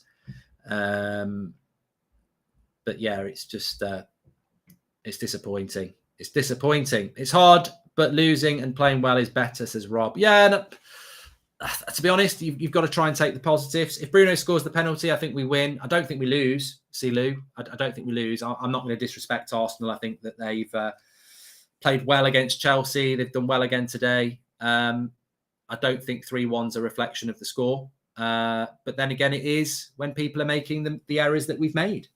And you can't fix it by dropping 1 or 2 players. I think Bruno should have been dropped, Fish. I mean, nobody will give me any credit for it, and nobody will give anybody the credit who said it. But I said it in the preview, he should be dropped. I said it before the game, he's very lucky to be starting. Unfortunately, we don't have loads and loads of options in his position. You can drop Maguire because you've got 3 other centre-backs. You can drop Rashford because you've got Alanga, but you can't drop Bruno. But why he's wearing the captain's armband? Bringing on Rashford and Lingard kills the game, says Jack Brown. Every time. Every time.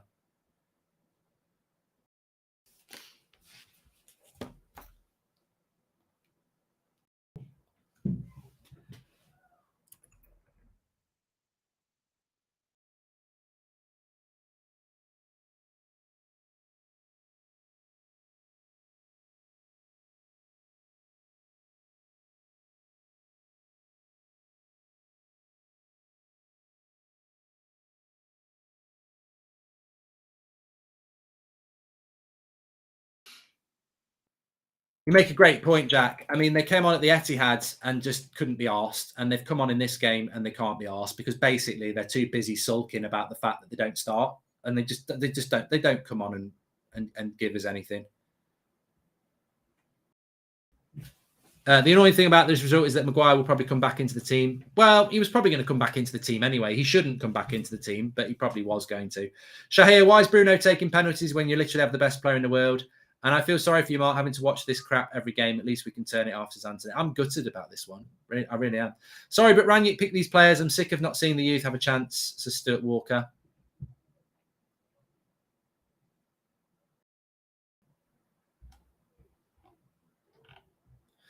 Mark every player out of 10, 6 being the average. Star for your man of the match. Links in the video description for that. We'll go through that in the match reaction.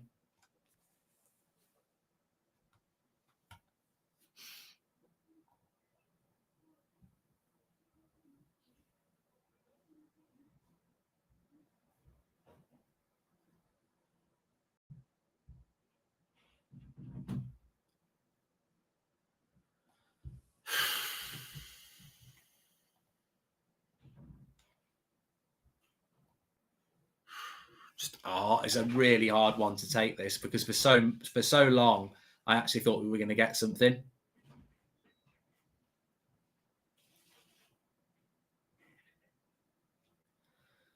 I really didn't think they'd be able to drag me into care. I just thought, you know, we'll turn up, we'll play crap and we'll lose. And we haven't. We haven't. Just...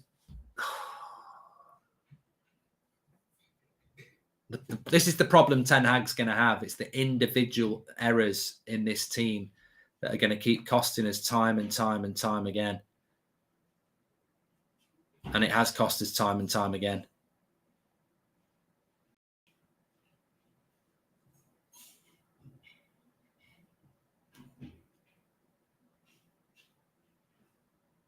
I just wonder whether Ronaldo will bother. I just don't know. I don't know. I don't know whether he will. Unfortunately, Bruno has lost us this match, says Luke. What would bringing on youth do to a team where they would likely be only players? I wouldn't use the youth, Stephen. I'm so red. Tordid. Let's sign Mitrovic, says Gabriel. Hey, Mark, does this mind Thursday night football again then? Jamie, look at the league table. I don't think there's any guarantee that we're going to get Thursday night football. We might not get any night football, but that's massively frustrating. Links in the video description for player ratings. Mark every player out of 10, 6 being the average. Delo claps the crowd. Thought Delo had a good game. We'll do the player ratings and we'll talk about the game on the Max reaction in a couple of minutes' time. I'll see you over there for that.